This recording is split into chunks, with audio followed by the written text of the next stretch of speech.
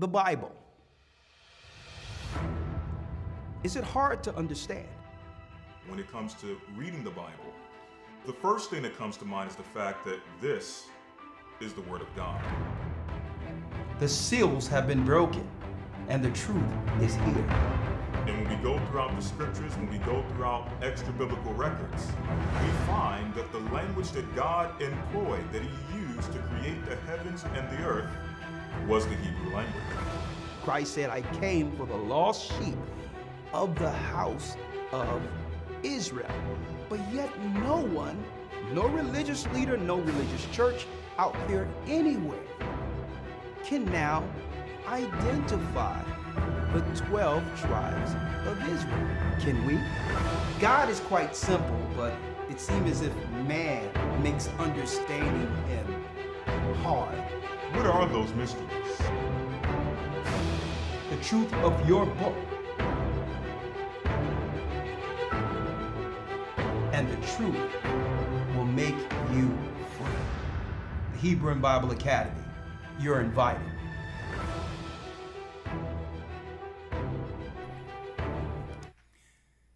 Blessings, blessings, brothers and sisters throughout the four corners of the earth. Let's go. Let's go. Blessings, blessings, blessings. Hit that like button. Hit the like button. Come on. The East is where we're from. Shalom. The 12 tribes of Israel. In 721 BC, The Assyrian king, he took us down, we fell. Shalom. with the great escape we went. Through the Euphrates, the Lord held the water still. Come on. To a land where no mankind dwelt. We went, The who? the 12 tribes of Israel. That's who we be, we be. Manasseh, The Cubans, Ephraim from Puerto Rico, Naphtali from the Isles of Hawaii. The Lord is calling back Israel. Come on. the North American Indians, Simeon, the Dominicans. Our highest gather in Israel. The Arabs and Africans told us at gunpoint to gather our wives and children, then sold us. The Arabs and Africans told us to gather our wives and children, then sold us. Brothers and sisters, everything they've taught us in the Western world, predominantly in America, about slavery was a curated, that's right, revisionist, believe it or not, history to separate us from the true biblical narrative of what? Who is the Jew? Boy, they lied and claimed with the Alex Haley whack story that Kunta Kinte went to build a drum and the whitey slave man came with a net and grabbed them over into America. Well, brothers and sisters, that's a lie. That's a lie. And we're going to talk about that and more tonight here on what? A Gathering 144 YouTube with a title, The Mainstream is Now Asking the Question, Who is the Jew? Brothers and sisters, hit that like button. Are we in for a good broadcast tonight? I'll tell you right now, are we in for a blessed blessed broadcast. Now, before going in, folks, I have so much good news to break for 2026. I'm going to tell you, the Most High is sending revelation after revelation, even concerning the time. A lot of people have been asking, well, what's up with that 364-day calendar? I'll tell you what. We're going to be rolling out some serious information soon. But first, we're going to show the revelation within the church before it's expound before the earth. How everything shifts into the proper time. That and more. That's right. We're going to teach with a secret of the times, a new secret of the times in the next Hebrew and Bible Academy. Now, before I talk about the Academy, let me also state how excited we are to announce that we will be at the New York Church in Brooklyn this coming Sabbath for the new year. All praises be to the Most High. Can't wait to embrace my brothers and sisters in New York, the capital of Babylon, as we pull bricks out of Satan's kingdom. This weekend, this Saturday, we will be broadcasting live from New York. All right. Also, man, we have a lot of great announcements that I can't put out there right now. Right? I'm talking about big, groundbreaking insight in what the Most High have blessed this church with for those who are coming into the body. In that announcement, we're going to make a grand announcement at this year's Passover. A grand announcement. So a big breakthrough just happened, but we're going to announce it at the Passover. So be there or be square. Okay? All right? Be there. A grand, just good news, a serious announcement that we'll do at the Passover this year. Okay? So again, go to gatheredofchrist.org. You can look at the holy days. The dates are there. Everything is there for you. I don't want to waste too much time and announcements. You go to gatheredofchrist.org. Holy days, dates, everything is right there for you. And, of course, the Most High have given us the revelation for the full resolving of the 364 days that was revealed to our church in 2013 while everyone was following the moon. We're going to be breaking all of that. Okay? The Most High gave it to us. Right? But so I can go into this lesson here, because I got one more announcement after this. 1 second. Let me first tell you what to look forward to in the next Hebrew and Bible Academy. And if you are loyal Academites, you know who you are. Please get in. Please get in before, brothers and sisters, the final week. We have our administration up 24 hours a day processing emails. Not that we're not there to do that, but it'll be so convenient if you can enroll in advance and we can send your welcome pack out, all the information well in advance so that we're not working around the clock at the last minute. Okay? So if you can get in the academy, Elder Lawyer, we're going into week 11, right? Yes, sir. Week 11. Week 11, and what's the lesson for week 11? Week 11 will be how the Jews lost Jerusalem. How the Jews lost Jerusalem. Folks, you can't make this up, how our lessons fall right and flow into prophecy. Like we've been told you we're going to do this lesson weeks ago, and all of a sudden, mainstream is asking questions concerning who's the Jew. Who's the people that are entitled to Israel? In the same week, we had no idea what the new circulation was going to be this week. Right.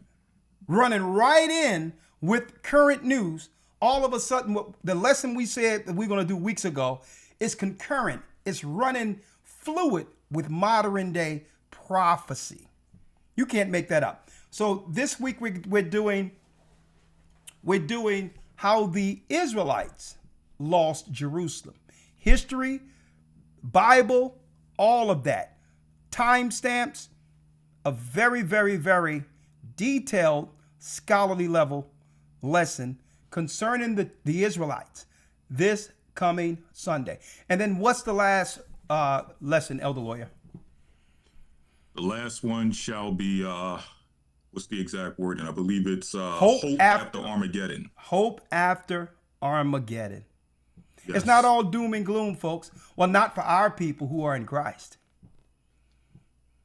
There's peace after all. This is why the devil is throwing all this chaos and confusion at once against our people. They're even going against themselves at this point. Why? All the Gentiles are totally out of whack because why? They have lost control over God's people during this awakening. They don't know what to do. They have lost their minds. They put their nut job liberal women all up in our schools so that they can castrate our sons, teach them alternative lifestyles and all this crap to try to get something in our bloodstream as a kid to mess up our brain,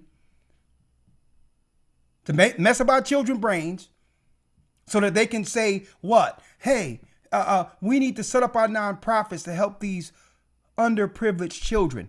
These people are witches. They're warlocks. They are crazy. They are crazy. It's to a point where they're such victimizers, they'll import victims. Look at the Somalians right now. I wondered, Elder Lawyer, and I'm going to get back here. I used to wonder, what is this big obsession with these Hollywood people going into Africa and others, picking up African kids and these poor kids, claiming they was helping these children. And now it's all coming out. These people are crazy, folks.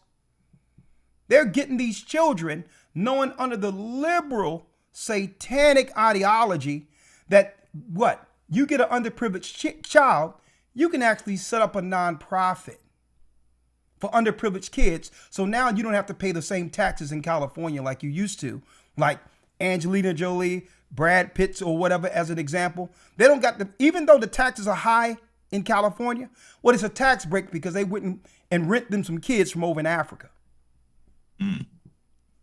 Only thing they had to do was set up a nonprofit. That's how crazy these satanic libs are. I know their accountant is telling them, oh, just go to Africa and grab a few African, go to Africa and grab a few African kids and set up a nonprofit and you'll have a tax break. And these children are, I'm going to tell you, they get up I'm going to tell you, they mess up these children. It's to the point where we started waking up. They had to go find other victims and import them here as immigrants to continue their wickedness. Right? So I'm going to tell you, hey, brothers, that's why I'm glad the Most High have given us this church, the awakening. Our eyes are wide open. These schools are wicked. It's evil, all of that. And guess what? That's why I'm doing week 12, Hope After Babylon. Hope after Armageddon. Why? Brothers and sisters, they are going buck wild. They're going against each other now. And now our people need to pull back and allow Esau to crash out against one another. Do not let these crazy liberals start teaching your children all up in school. Because victimization, having a dumb child, means finances for them. A dumb child means underprivileged, and now they can go to they can now go to one of these nonprofits, these satanic white libs, and set up to help the child they broke. So it's in their interest to break our children in the neighborhoods. Their nonprofits is set up for victims. See? So again, we have to take full authority because they understand there's no controlling God's people anymore. We have awakened. So let them crash out on each other, and folks, do not allow our people or our children to stand in the crossfire. Right? Oh yeah, one other announcement I would like to make, Elder Lawyer. Since we're doing a lesson today, a broadcast today where the Gentiles are asking, who is the Jew all of a sudden? Right? They're questioning these Christian Zionists, these so-called evangelicals, and they're asking some good questions that I believe we can answer. But since we're talking about that, Elder Lawyer, I've been invited this coming Friday at 2 p.m. to be interviewed on X, right? And Okay. this interview, you can pop in. I need somebody to assist me here. But this interview, I mean, I think they're going to have 700 people in the room or whatever the case is. But I think once the people that have been following our channel find out that we're there for this discourse, right, with people all over the earth who may want to push back with who I present as the children of Israel, right? So I'm sure when I put the link out that many of our people are going to come into it anyway with this discourse, who is the Jew? It'll be on X or Twitter this coming Friday.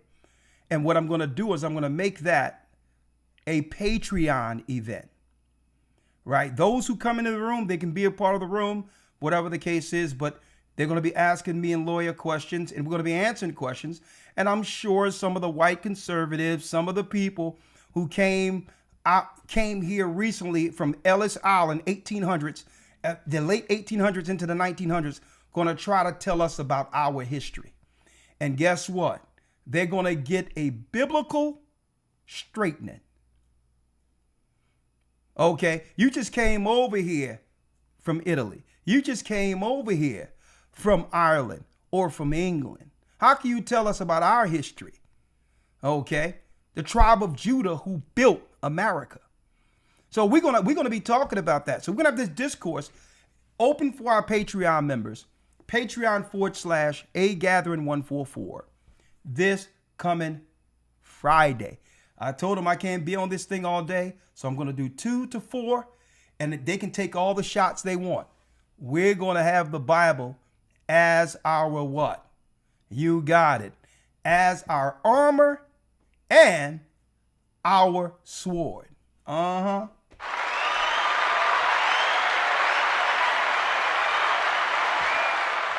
Now and again, for those who would like to be a part of the Hebrew and Bible Academy, which starts up in about 4 weeks, in a month from now, go to historytimes.org.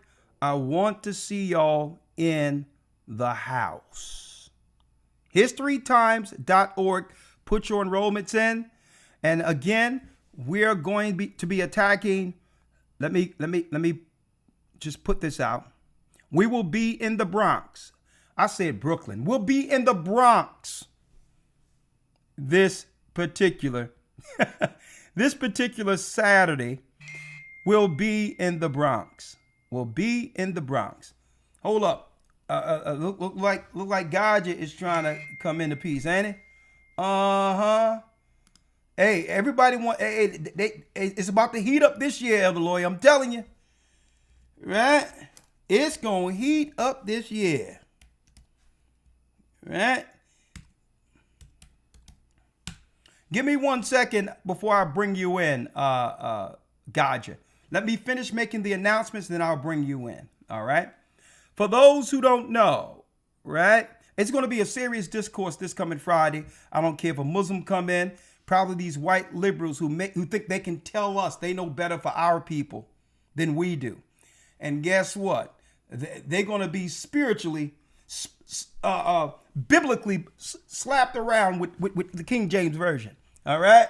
Now, real quick, I would be amiss if I didn't tell brothers and sisters what to look forward to in the next academy. So let me go through this and then we can begin the broadcast. All right. This particular Hebrew and Bible Academy, go to historytimes.org. The theme for this will be Bible history and chronology. Learn your book. Learn your book. Let me tell you, that's the advantage Esau have had against our people for years. They're not more spiritual. Okay. They're not more intelligent when it comes to teaching the book. It's just that we have been understanding their lies through the satanic theologian seminary college that was set up to keep us under subjection to Edomites, to the European. So what we need to do is break the chains off of our minds concerning the theology that have helped destroy our communities. What crazy doctrine out there would tell people, what God-fearing doctrine would teach people, oh, the law's done away with? I'm like, how stupid do you think our people are? Without law, there's chaos. How can you teach a people who are already struggling under chaos in the neighborhoods, deprived neighborhoods, that it's okay to break God's law? So we're destroying that crap. Let me tell you, we're going to teach our people to learn this Bible like the back of their hands. These people over the theologian colleges are Satanists. And they make you believe, they done gaslighted us into believing that we're breaking Christ's law if we follow Moses' law. How stupid do they think we are? When Moses prophesied of Christ, Christ confirmed Moses. They'll make you think that the Old Testament got a different God and the New Testament is a different God. And now you look at the conditions. Look at the conditions of our neighborhoods with this mess they've given us. So we bring this thing around full circle. Learn your Bible. Bible chronology. We're going to teach about the church fathers who were all black. There was no such thing as white apostles. The white Romans were the pagans in pagan Rome. They were going to the pagan temples. All of the disciples were black men. Every last one of them.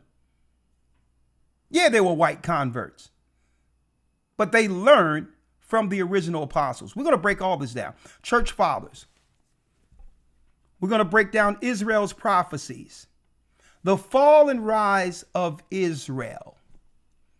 So not only are we going to talk about the split between Israel and Judah, in that same lesson, we're going to show modern day time, modern day prophecy, how God has begun to awaken the children of Israel throughout the four corners of the earth.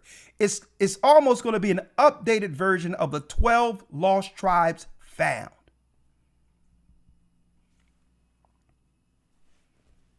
Okay, an updated version of that. The fall and rise of the true Israelites, the lost books. What books should we understand? Extra biblical texts outside of the King James Version, including the Apocrypha. One other lesson, from Noah to Moses to Christ, and other lessons to be named well before the academy opens. So it's not going to end here. Okay. So we're going to get some other interesting topics to add it. We got a couple of weeks to do so. We would like to see you in this academy in a couple of weeks. Learn your Bible. Bible history and chronology, a scholar academy coming in a few weeks. Go to historytimes.org. All right. I think now is my time to pull in Gaja.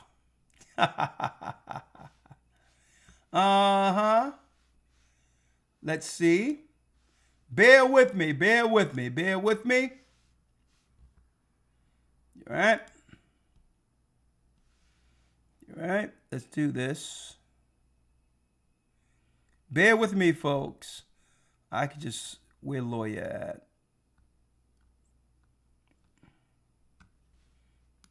One second. We're going to bring in God and we're going to jump right into the lesson. And again, for those who don't know, who doesn't know, I will be on a Twitter space, X space, this Friday, a discourse, Who is the Jew? And I'll be giving out the link. It'll be for my loyal Patreones. And we're going to have it private for Patreones. But for those who want to come in the room, you'll be more than happy to do so. And I'll give you the link before the broadcast is done. Okay? Now, before I do that, let me make sure I pull in Gaja. All right. Let's see, Gaja. All right. All right, Gaja, I know you're waiting over there in the wings, ready for me to go into this lesson. I'm going to put this in the chat for you now because we're right on schedule with the lesson. I wanted the lesson to start at 6:30. Here we go.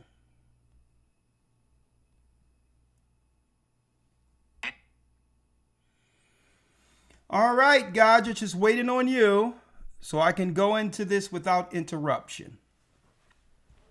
All right? And while he's coming in, right? Let me play the rest of this song here while Elder Gaja come in. The Arabs and Africans told us. In Israel, the Arabs and Africans told us. At gunpoint. Together our wives and children then sold us. In the belly of these great ships we traveled in fear. By the rivers of Babylon we found our brothers here. Ahia, gather us. Whoa. Reuben from Australia. Issachar, the Mexicans. Ahia's gathering Israel. The Negroes. Benjamin, the West Indians. Levi, the Haitians. Ahia's gathering Israel. The Most High's gathered Israel. God, you better hurry up because I'm about to jump in. Can't be breaking the spirit up in here now. Come on in.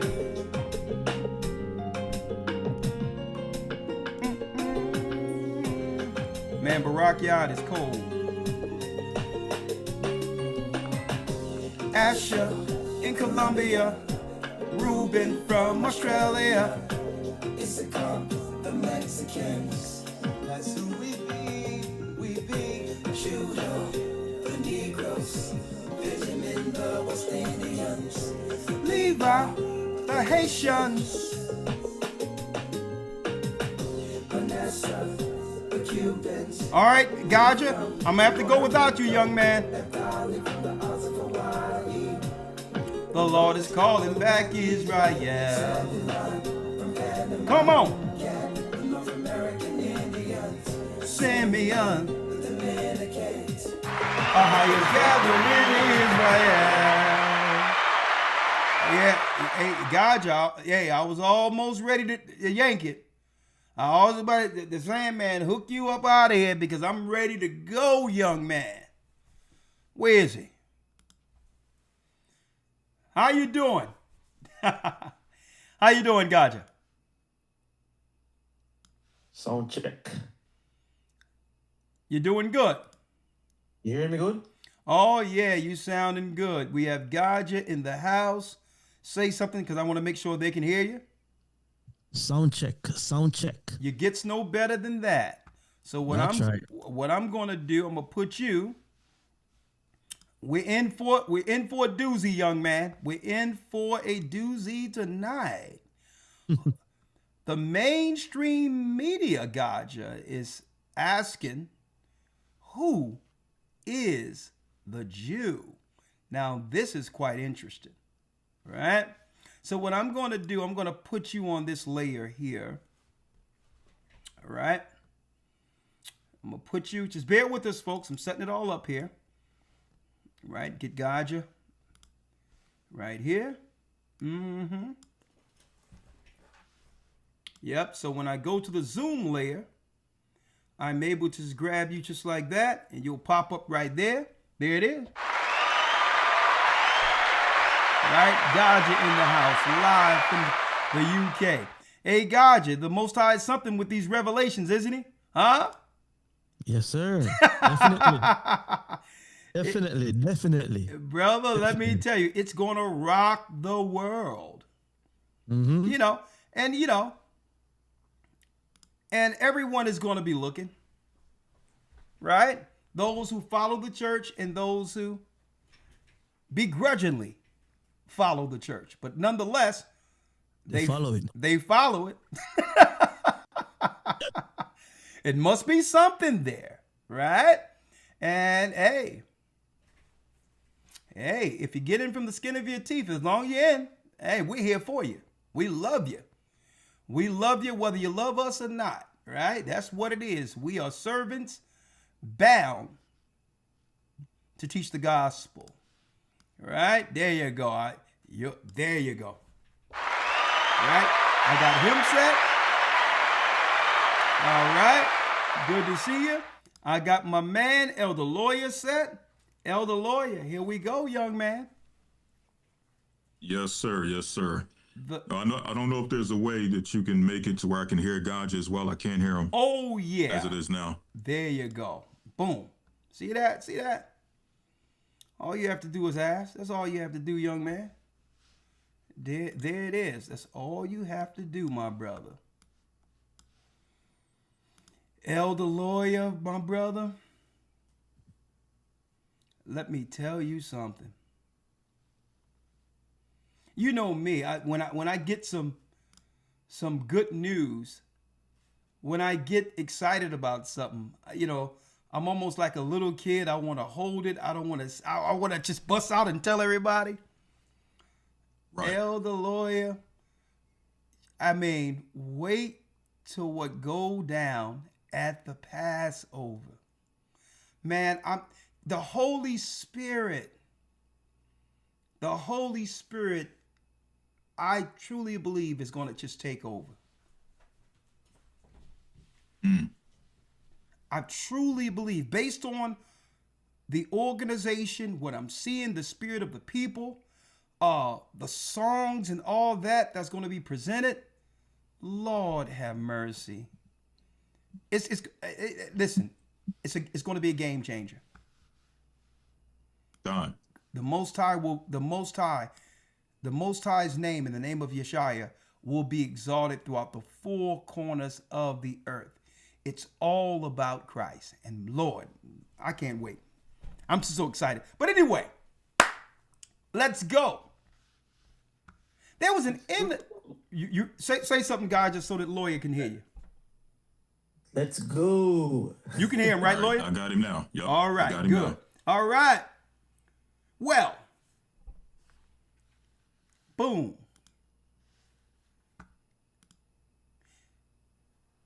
Carlson Tucker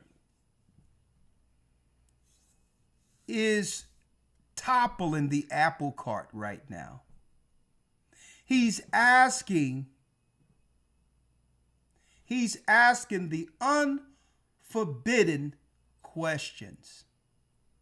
And he's asking the questions from someone who's supposed to be what? An expert in this field. Right? Mike Huckabee. Now, there's people out there calling the man Cuckabee. Come on, man. Stop. Let that man name be. Mike Huckabee, who so happened to be a pastor, an ambassador of America to Israel, and he's a career politician. And all of a sudden, here it is. Tucker Carlson is asking the unforbidden question. Who are God's chosen people? Now let me put this out there, Carlson Tucker.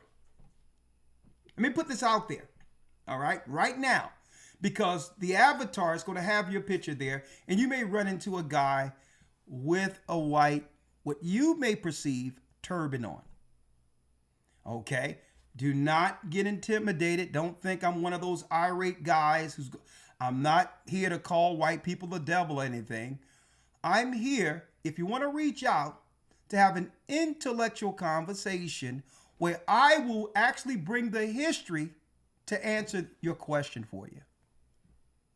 And if by chance you don't want to ruffle too many feathers, you're already stepping over the line as far as your fellow right-wing Americans are concerned, at least look at this lesson today with the history we present. And you tell me, Tucker Carlson, whether or not your question has been answered. Just put it out there. But anyway, Elder Lawyer, he is overturning the Apple card. Tucker Carlson is asking someone who should have the answers. He tick all the boxes. He's a right-wing politician, conservative, Republican, who believe in God and nation first, old red, white, and blue, America, and guess what? Even apple pie. He believes in pro-life. He believes in God. He claims he believes in Jesus. He also has what? He's a theologian. So he's not only one who have learned about the Bible, he teaches the Bible. So what better person, brothers and sisters, to know who are the chosen people than this white Christian? So let's hear Tucker Carlson ask really the forbidden question. Right? Who are the people? Who are the modern? Yes, who are the descendants? So we know, and I believe, and I agree with you as a Christian, that God promised this land from modern day Iraq to modern day Egypt to this people, the Jews, to Abram's, actually not to Abram's descendants, as it says in Genesis 15. Who are his descendants now, and how do we know who they are? I think they're the Jews. Whoa! Now I'm gonna let it play, folks. Elder Lawyer, Gaja, how many times have I said on separate broadcasts out there that I can't wait for this question to be asked mainstream? Right? So before I open it up, Elder Lawyer, to you, because, Elder Lawyer sometimes be seen behind a lot of these scenarios. Right? Let me go back to Elder Lawyer now. Elder Lawyer, why now? Why do you think, Elder Lawyer, this question, who is the Jew? Who is the Israelite? A forbidden question, as if they didn't see us all on the street before YouTube, before the internet, screaming in New York, throughout from coast to coast, that the blacks are the children of Israel. It was totally getting dismissed. Why are they allowing this question, from your perspective, Elder Lawyer, to be asked now? Well, I think it's multi-layered to a degree. Just from a political standpoint, and I'll get to the other side of things. From a political standpoint, there's always kind of been this divide, this separation between what you would consider, to some degree, the alt-right, or what some the alt-right and Jewish people. Okay, hold on. Because I'm sure Elder God, you want to hear what you have to say. Yes, sir. He can't hear you, so. I can't hear. All right, hold on. There it is right here.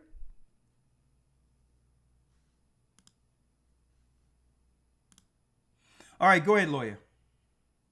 Yeah, so I was saying politically, when you go back politically, historically, you always see that there's been this divide and this back and forth when you're talking about the alt-right and their gripe with Jewish people. You've always seen that, and I don't know if Tucker Carlson identifies as alt-right. When you look at those who are of that ilk, you notice that they have historically always gone at exposing or some way, shape, or form dealing with the conversation pertaining to Jewish people, whether it's what Jewish people may have their hands in financially, politically, entertainment, what have you. They've always kind of had those types of questions that they put out there. You even had a book by what I presume to be a Gentile, Charles Weissman, Who is Edom? Which he identified the Jewish people as the people of Edom. Those are not our words, those are his. So you've always kind of had these conversations floating within the alt-right community. But now it's mainstream. Now it's not the back chats or the backroom conversations. Now it's not the low-level political conversations that take place in some of these little, these little rooms they have online or what have you. Now this is what you would consider a mainstream individual posing a question. And that leads me to the second point is that I believe, and I don't know what his stance is on who the Jews are or who they aren't, but I think that with the rise of the internet, with social media, the Israelite conversation, which at one point could be dismissed to some degree, can no longer be dismissed. Whether or not you agree with it, you can't avoid it anymore because it's right there, it's in your face, it's now prevalent. And now we have the same footing to some degree as Israelites, as a Tucker Carlson. Whereas before, what was he, Fox News? Yeah. Fox News could just totally disregard anything that was going on the streets or what have you. Whereas now, with the advent of social media, we can get on the same exact platform as a Tucker Carlson. And he can hear the conversations of what we are saying. When I say we, speaking about Israelites in general, he can hear the conversations that we're putting forward pertaining to our position as to who the Jews are, who the Israelites are, and who they aren't. So I believe that's also playing a part in these conversations that we're now seeing. Great point. All right, Gaja, what is your perspective to why all of a sudden mainstream is actually saying, you know what, we're willing to talk about the forbidden conversation concerning who is the Jew? Because obviously what they're about to uncover was the private conversation that has been had amongst white Christians forever. Right? White Christians, just a matter of fact, would tell blacks, yeah, these white Jews are the chosen people. Right? It was a conversation amongst them, even though other lawyers say there always been a little spat in between, was like, well, hold up now.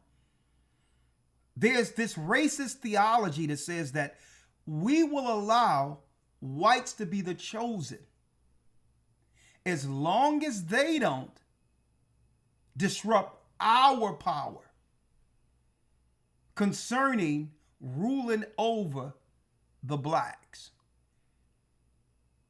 Right?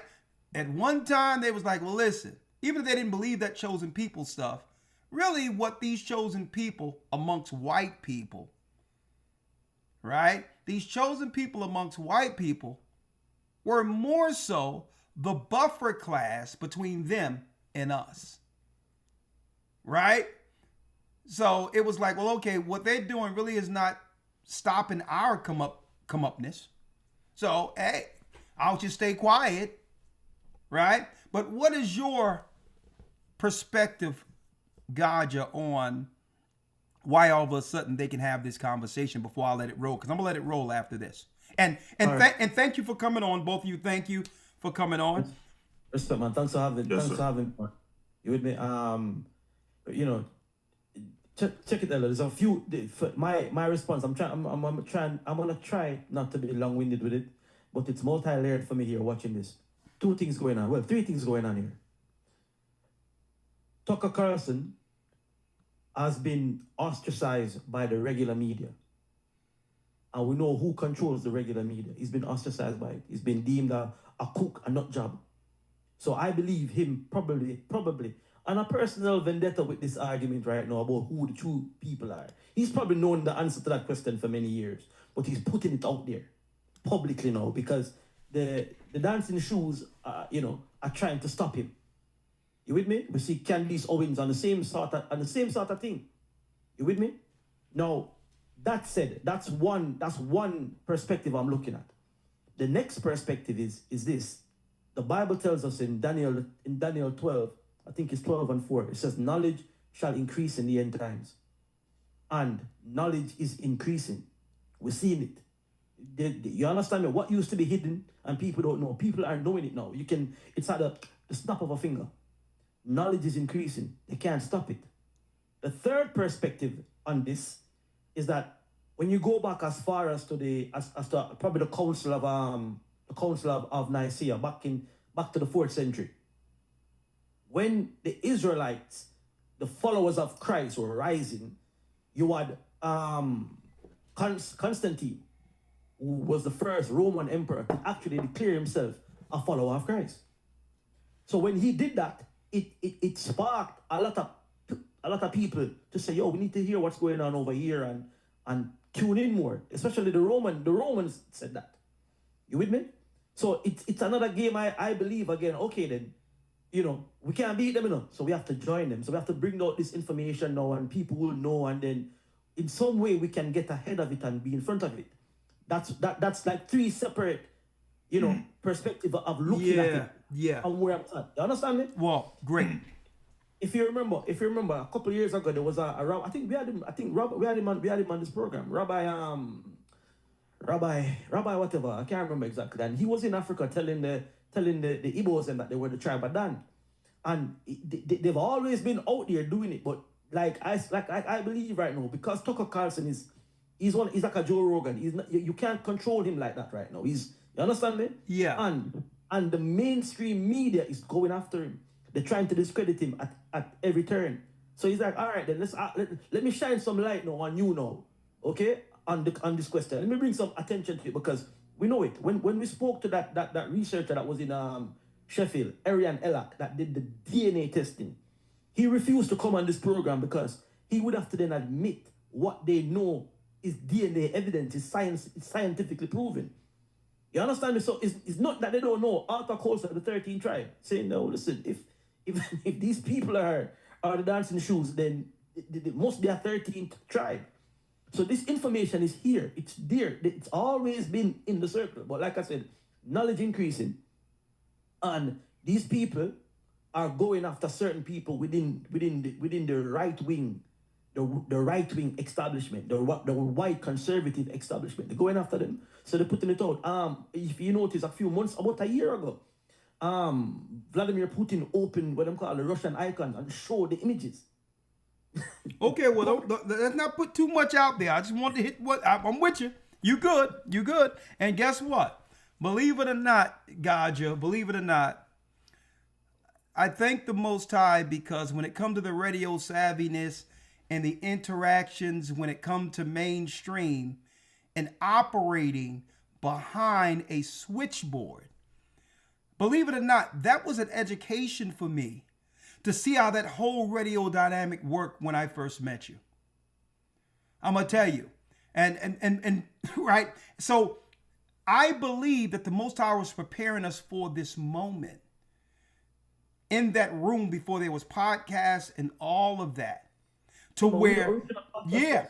And think about it, Gaja. Think about it. Elder Lawyers has dropped it and it come around full circle. The mainstream have been brought down to where we thrive. They're in our playing ground. Mm-hmm. We've been here, discourses, debating, doing all of this, fighting to bring this question to the forefront myself personally for decades, knowing what it would mean for our people who've been waiting for this truth. Now, but one thing about it, somehow our people have an inclination to more so pay attention if a white man is asking the question. Right? So we're going to let them talk. So now you can't claim, we're going to bring her in a second. Now no one can claim that there's some racism going on, right? This is a conversation between two white conservatives where the dividing line here is that one has an issue with the compromising of America due to a foreign country whose people claim to be the lost tribes of Israel. And one think this pastor here, this diplomat, this ambassador of America to Israel, believe that these white Jews in Israel have a biblical right to do what they're doing over there. So we're Bennett, we're not in it. We're allowing two white conservatives to have it out. That's right. All right, Tucker, ask the question. Who are the people? Who are the modern? Yes. Who are the descendants? So we know, and I believe, and I agree with you as a Christian, that God promised this land from modern day Iraq to modern day Egypt to this people, the Jews, to Abram's, actually not to Abram's descendants, as it says in Genesis 15. Who are his descendants now, and how do we know who they are? I think they're the Jews, and we know who they are because they've always been a Jewish people. There has been an unbroken line of Jewish people, and they've lived in this land for 3,800 years. Sometimes not very many of them, because they were chased out all over the world. They were hunted down. They were almost annihilated during the Holocaust. They came back. To this day, Tucker, they represent, you know how many Jews there are in the whole world? Please, No, but I understand. this is- First of all, the greatest genocide of Jews no one ever mentions was by the Romans, where they were literally banned from Jerusalem for 500 years. Yeah, of course. And it's all awful, and I'm opposed to all of that. Fair I'm opposed use. to mass killing of anybody. Period. And I want to say fair use for educational purposes only. All right. We're teaching God's word, and we don't have anything to do with this discussion outside of hearing two conservatives discuss who are the Jew. Now, notice he cited 70 AD when the Romans, the biggest massacre is when Romans, 70 AD, killed the Jews who were in Jerusalem. So if we want to talk about a desolation, why only deal with the current desolation that happened through war in Europe and not deal with the Romans who destroyed the Jews? I'm going to find out who they are in 70 AD, right? And first of all, the greatest genocide of Jews no one ever mentions was by the Romans, where they were literally banned from Jerusalem for 500 years. Yeah, of course. And it's all awful, and I'm opposed to all of that. I'm opposed to mass killing of anybody. Fair use. Period. I'm opposed Glad to to hear you killing. say that. I mean it. Yeah, And I hope we I can believe agree that. on that. I believe that. My question is, and it's not a bumper sticker answer, it's a sincere answer, how do we know? Because what you're saying is that certain people have a title to a highly contested region. They own it in some deep sense. So I think it's fair to ask, who are they and how do we know? So the current prime minister's ancestors weren't from here within recorded history. He has no deed. Bibi Netanyahu, on one side, his family's from Poland. They're from Eastern Europe. So how do we know that he has a connection to the people who God promised the land to, Abram's descendants? How do we know that? Well, if you take the genealogies that come not only from the Old but the New Testament, you see that there is a historical connection through the entirety of the Old and the New Testament that details the Jewish connection to this land. Does that Now, for those who've been fairly recent to this understanding, I just want to first back what Tucker Carlson is saying and stating as fact. that what? That Netanyahu genetically don't have a tie to the land of Israel, according to Tucker Carlson. Well, why? This is why.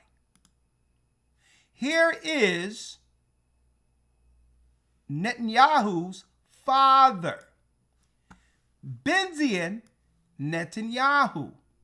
Well, his name was changed to Netanyahu. Before that, his name was Benjamin Milkowski. Right? Milkowski, a regular old Polish guy. Right? So he changed his name to a more Hebrew name, but before that he was only Polish. For those who are fairly new to this, to understand that Tucker Carlson is a serious journalist. So what he's doing is he's showing the research that brings what we're dealing with today in the Middle East into question, concerning a people who through theology are claiming to be the biblical people who lost Israel in 70 AD throughout history. Right? Benjamin Netanyahu. Right? Look at this. Check this out. When you type in Milkowski, look what comes up. Benjamin, his father, Benjamin Netanyahu Milkowski. He was a historian specializing in Jewish Golden Age of Spain, and his paternal mother, his paternal grandfather, was Nathan Milkowski, all Polish people. He was a rabbi and a Zionist. Now, Zionism is an ideology. It has nothing to do with bloodline. And we'll deal with that later. But hey, I'm just confirming Tucker Carlson's journalistic research. So he's asking, how can these people who are Polish stake claim as the chosen people? Recorded history, he has no deed. Bibi Netanyahu title to a highly contested region. They own it in some deep sense. So I think it's fair to ask, who are they and how do we know? So the current prime minister's ancestors weren't from here within recorded history. He has no deed. Bibi Netanyahu, on one side, his family's from Poland. They're from Eastern Europe. So how do we know that he has a connection to the people who God promised the land to, Abram's descendants? How do we know that? Well, if you take the genealogies that come not only from the Old but the New Testament, you see that there is a historical connection through the entirety of the Old and the New Testament. Hey, Ella, pause it there real quick. Now, folks, this is the guy who's teaching your pastors here. He a theologian, folks. Okay, I paused it. Talk to me, Gaja. Now, just saying that, just wanted to highlight, right, that this man has not answered the question that has been asked. He is not answering the question he's being asked. Listen to the answer. You get me? You watch the what you call it? You watch the Winter Olympics when they slide.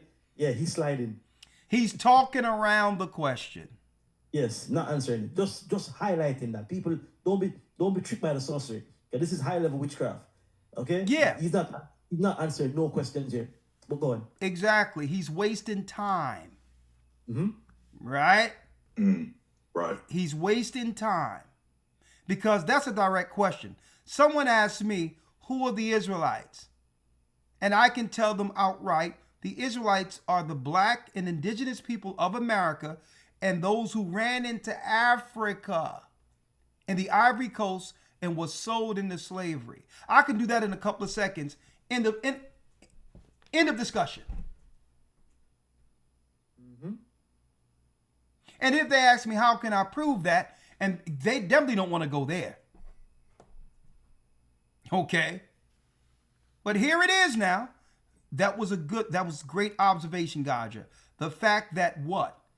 Why can't this guy answer a direct question?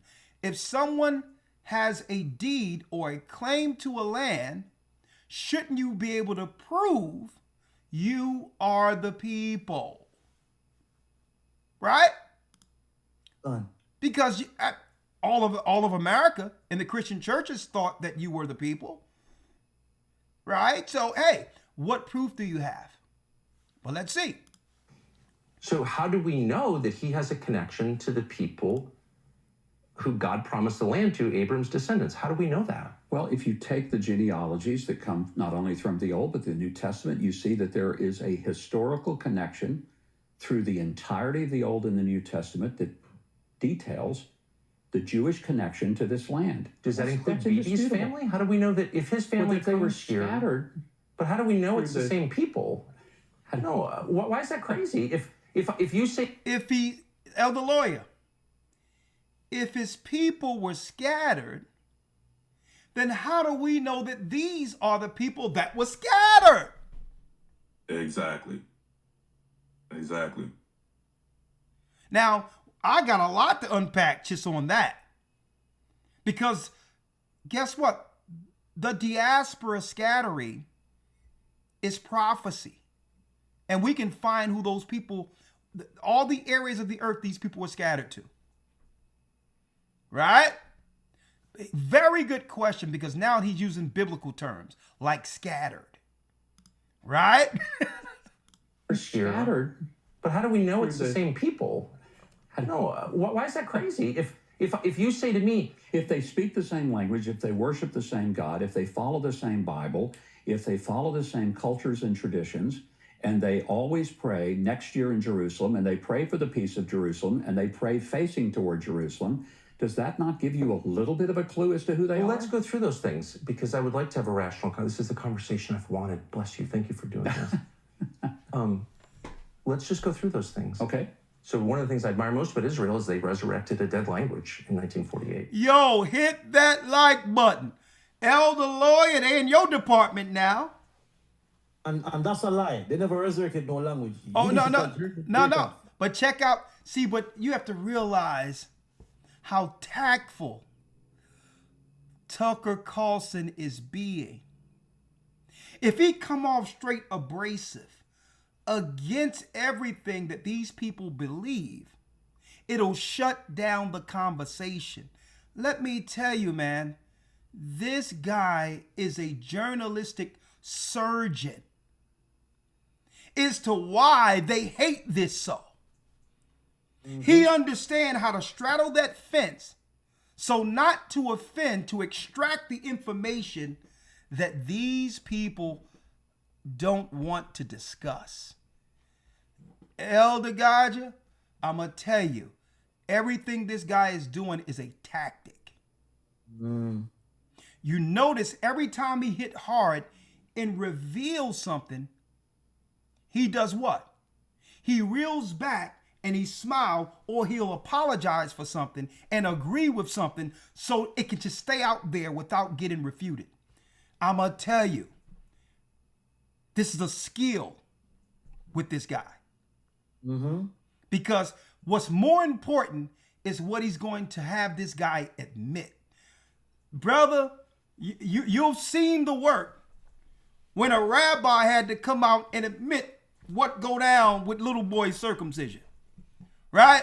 So you've seen you've seen it firsthand where somebody didn't want to admit something, but you got to be able to, allow the room a little comfort there to allow them to say what they wouldn't normally say out loud. So I can respect, I've done it, I've seen it, and I can respect what this guy's doing. So what you can't do is pick apart his tactics. Understand how he get the resolve and get them to say things that they wouldn't say to us. See that? Con. Oh, you see it? So let's go now. All right, let's go. We're looking at a tactician here. right? This guy is skilled, okay? I mean, I'm ready to wrap a meter around him and have him learn some scriptures. Wrap something around his head real quick and say, yo, brother, I'm about to teach you some knowledge. Go expound this to the Gentiles real quick. All right? He's Jerusalem, cold. and they pray for the peace of Jerusalem, and they pray facing toward Jerusalem. Does that not give you a little bit of a clue as to who they Well, are? let's go through those things because I would like to have a rational. This is the conversation I've wanted. Bless you. Thank you for doing this. You see that? You let's see that? See that, Gadger? Yeah, man, they gave him a compliment, man. Yeah, man. bless you, thank you Oh for yeah, doing that. yeah. So now he can come down off of that. You know what I mean? He's not defensive anymore. Well, thank you for coming here. I really appreciate you being here, right? And then he gonna come with the sword again. Check it out. just go through those things. Okay. So one of the things I admire most about Israel is they resurrected a dead language in 1948. Good for them. They resurrected a dead language. He's not absolutely wrong. A lawyer, they created a language specifically because you can't have a country without a language. Can you expound? Yes, sir. In fact, if you want, real quick, just keep it brief, look up a man by the name of Eliezer ben Yehuda. He was pretty much the force behind resurrecting what they call Hebrew and creating a modern Hebrew language that people could use to communicate in modern times. So he is part now. It was before 1948. You're talking about going back to the 1800s. Okay, let's look him up. Eliezer Yehuda? Eliezer ben Yehuda. Ben Yehuda. Yeah. Oh, yeah, they got the right ones tonight, huh? Uh-huh.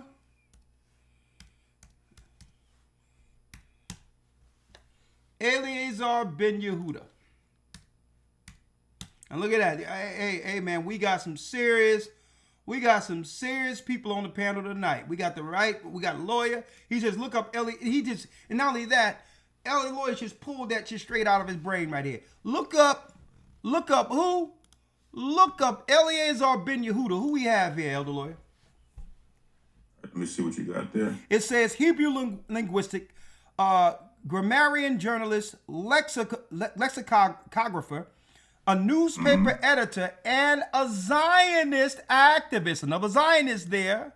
And what he's renowned for.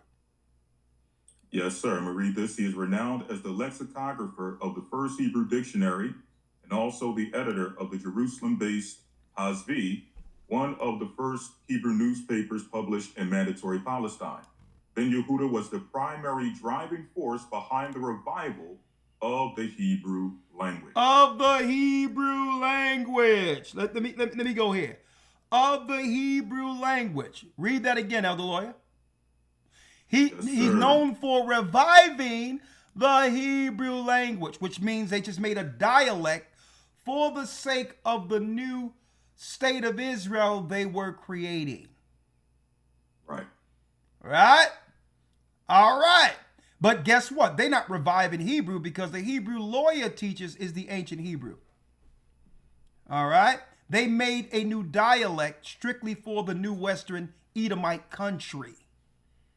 That was really set up through the ideology of Zionism, a movement. All right? Boom. So, hey, check out Tucker. Here he come. And they pray facing toward Jerusalem. Does that not give you a little bit of a clue as to who they Well, are? let's go through those things We pray towards Jerusalem, but go on. because I would like to have a rational. This is the conversation I've wanted. Bless you. Thank you for doing this. Let's just go through those things. Okay. So one of the things I admire most about Israel is they resurrected a dead language in 1948. Good for them. Well, they really didn't resurrect it. It was existent. Okay, I'm not. That's not. But it is that's a the compliment. I'm not slighting. No. But it is No. the first time in all of human history that a language has survived through this length of time. It's. I would call it. You might not, but I would call it a miracle. Hit that like One button. of many. Okay, That you can attribute to Netanyahu. this. I thing. think it's wonderful as someone who loves language. Netanyahu's parents did not speak Hebrew. Okay, they didn't live in this region. Netanyahu, the founders of this country, were mostly secular. Some of them were avowed atheists. They were not praying for the peace of Jerusalem. They weren't praying at all because they didn't believe in God. So they don't believe in God, but they want a land promised by God. Got it. It works out. It works out flawlessly. You don't believe in the book, don't believe in God, but God promised you the land you're in today. Great.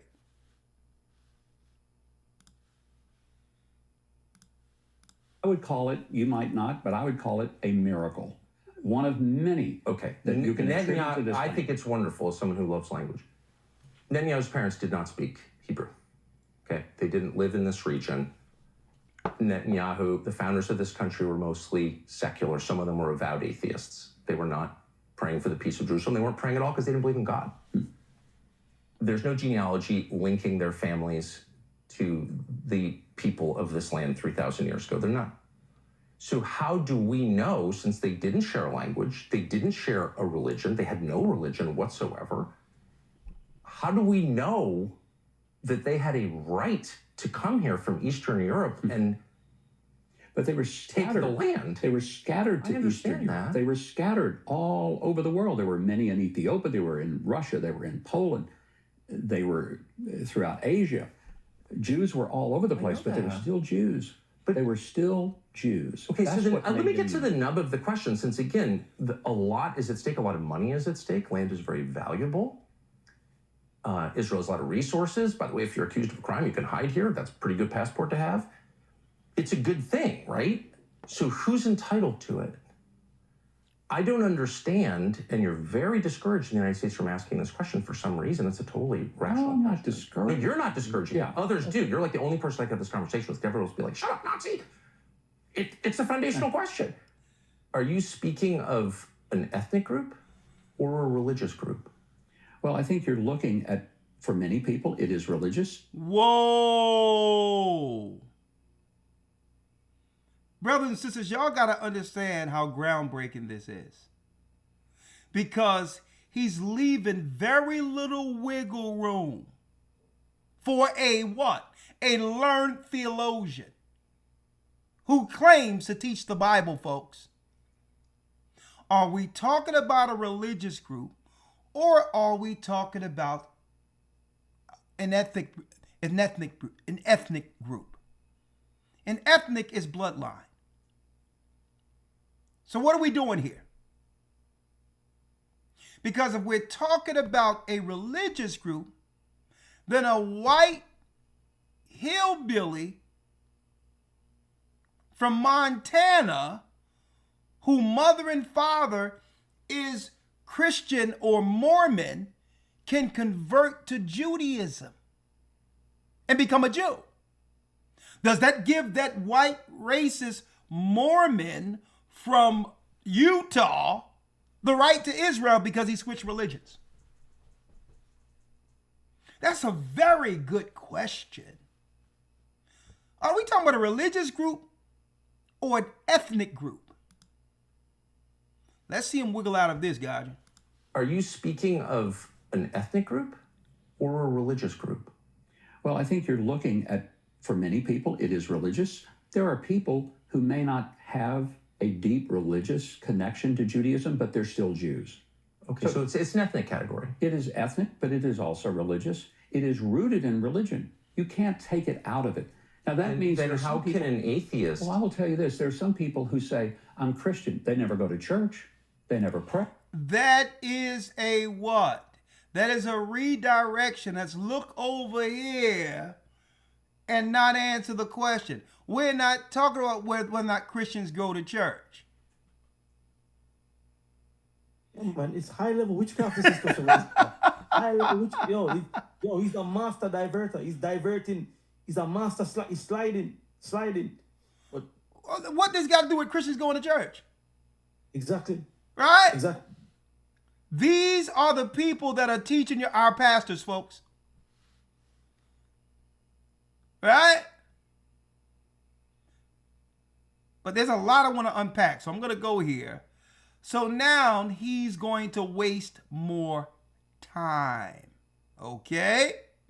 Very great question. We allow the journalist to ask the question again. It's a simple question. Are you an ethnic group or religious group? Right? Now, why is he asking this question?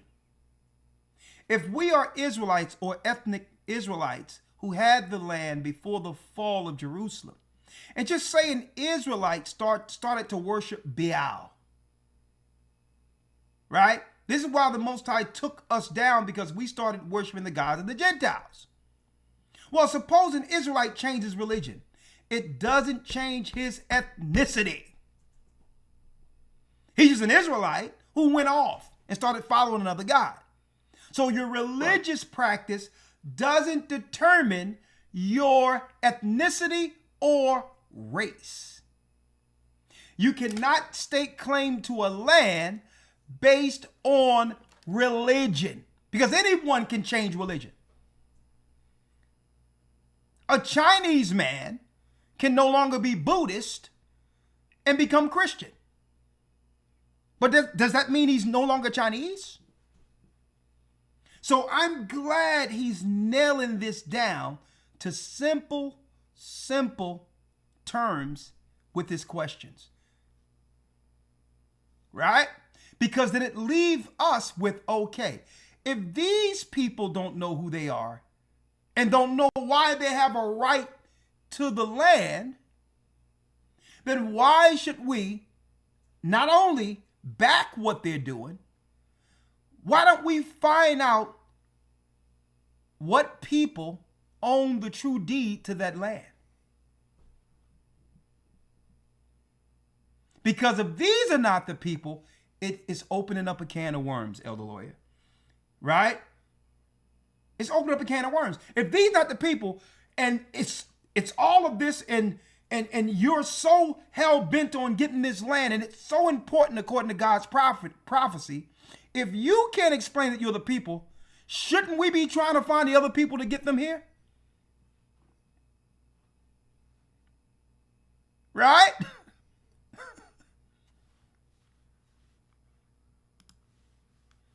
Have, it's a good thing, right? So who's entitled to it? I don't understand, and you're very discouraged in the United States from asking this question for some reason. It's a totally rational I'm not question. discouraged. No, you're not discouraged. Yeah. Others do. You're like the only person I could have this conversation with. Everyone will be like, shut up, Nazi. It's a foundational question. Are you speaking of an ethnic group or a religious group? Well, I think you're looking at, for many people, it is religious. There are people who may not have a deep religious connection to Judaism, but they're still Jews. Okay, so it's an ethnic category. It is ethnic, but it is also religious. It is rooted in religion. You can't take it out of it. Now that means then there's how some people, can an atheist? Well, I will tell you this. There are some people who say, I'm Christian. They never go to church. They never pray. They never read their Bible. They don't tithe. But they're not entitled to citizenship on the basis of that. Well, They're but not I'm saying entitled that to. they still call themselves Christian. They cannot get a passport with dual citizenship to Israel based on that. Oh, you see this, Lord? Hey, Gaja, do you see this ninja work going on here? Yeah, listen, I'm watching him keenly. You get me? I'm listening and watching him keenly. You with me? And he's dropping it. He's doing it like, but they can't get dual citizenship for doing that, can they? What is he saying? He's skillful, man. Yeah, he's got it. You get me? You understand? He's getting it like, and he just said it then. He said, "This seems like a forbidden question to ask." And the interviewer goes, the interviewee goes, "No, it's not a forbidden." And he goes, "You're the only one that seems to want to answer this question when I ask it." So he's been probing. Yeah. Letting you know that he's been asking these questions. Yeah. That's a great observation. I mean, he's probing it. Yeah, so he's asking the questions. He's trying to get these things on the platform out publicly, and people avoiding to talk to him about it. But and what you're witnessing, Gaja, is a death by 1,000 spiritual cuts. All right, watch where it goes. Okay, you talking about spiritual guts and everything, just all over the place. Watch this. Even though it's an ethnic category. It is ethnic, but it is also religious. It is rooted in religion. You can't take it out of it. Now that means then how can an atheist? Well, I will tell you this. There are some people who say, I'm Christian. They never go to church. They never pray. They never read their Bible. They don't tithe. But they're not entitled to citizenship on the basis of that. Well, they're not saying entitled they still call themselves Christian, course. even though they identify Okay, in but that way. here's the difference. You're saying that people who have this identification have a deed to a huge chunk of land on the Mediterranean. Okay, so there's, it's a right. You keep telling me it's a right, and so it's totally fair to say if you come to my house and say I've got the title to your house, I get to ask, may I see it? Where'd you get it? And that's. We gotta show God you on that one. What you thinking there? Yo, listen, check it. Listen to the thing, because what he's highlighting here, right? Check it out. He's highlighting a financial gain based on you saying that you are some people. You have the entire land on the Mediterranean Sea, and it's like you showing up at somebody's house and go, "Yo, it's my house. I have the title." Aren't you? Shouldn't you ask? Yeah, like just show me your name on the deed. Yeah, show me your name on the deed. It's a legitimate question. But check it out where it's going, Gotcha. The deed that give them the right to the land is the Bible. Now watch where this goes. Right? Watching. Right? So Christian Zionists for years been saying, of course they are entitled. They're the Jews, right? Or, the Bible is their deed, right? Check it out. Exactly what happened here. People from Europe, Eastern Europe, came here, in a lot of cases atheists, and kicked out a lot of people who lived here. Land. Well, but they did not just throw people out. They bought a lot of land. There's no question about that. They buy a lot of land. But they also, in 1948, kicked out a lot of people. In the war. Oh, it was a war. I agree. Yeah. I want to relitigate the history. I'm just saying it's a fact. Okay. Including a lot of Christians. A lot of Christians wound up fleeing, and they lost their homes, and they've never been allowed back. And all of this was justified on the basis of this identity that is the ticket to the right that you keep referring to. So my question is very simple. I'm going to wait patiently for an answer. Does this right derive from religious affiliation or from genetics? And I would say it's both. But I would also say that when you said that Christians were kicked out, Tucker, Christianity is growing in Israel. Okay, but and there is a big lie that goes out there. But no, let me finish this, because I keep hearing that Christians are really not treated well in Israel. That's a lie. Well, there are lots of different. There were 34,000 Christians in Israel in 1948. There are 184,000 Christians here today. And by Israel, what are you counting? You talking about the land? What territory are you counting? I'm counting about Israel proper, or are you counting about Israel the West proper. Bank as well and Gaza? I mean, what do you, when you say Israel, those numbers apply to what landmass? It would be in Israel proper. Okay. There are 184,000. Now, I'll tell you where Christians are not doing very well. They're not doing very well in the Muslim-controlled countries. There's almost no Christian. And this is fair use because according to the Most High, at the very end, we are to expose the synagogue of Satan. Fair use. What territory are you counting? I'm counting about Israel proper, or are you counting about Israel the West proper. Bank as well and Gaza? I mean, what do you, when you say Israel, those numbers apply to what landmass? It would be in Israel proper. Okay. There are 184,000. Now, I'll tell you where Christians are not doing very well. They're not doing very well in the Muslim-controlled countries. There's almost no Christians in Qatar, for example, except those who live in the Christian ghetto, who are the service workers. I'm sorry. And look, I don't want to argue with you. There are many more Christians in Qatar than there are in Israel. That's not true. What it actually is true, and I refer you to Wikipedia, Mr. Ambassador. Wikipedia.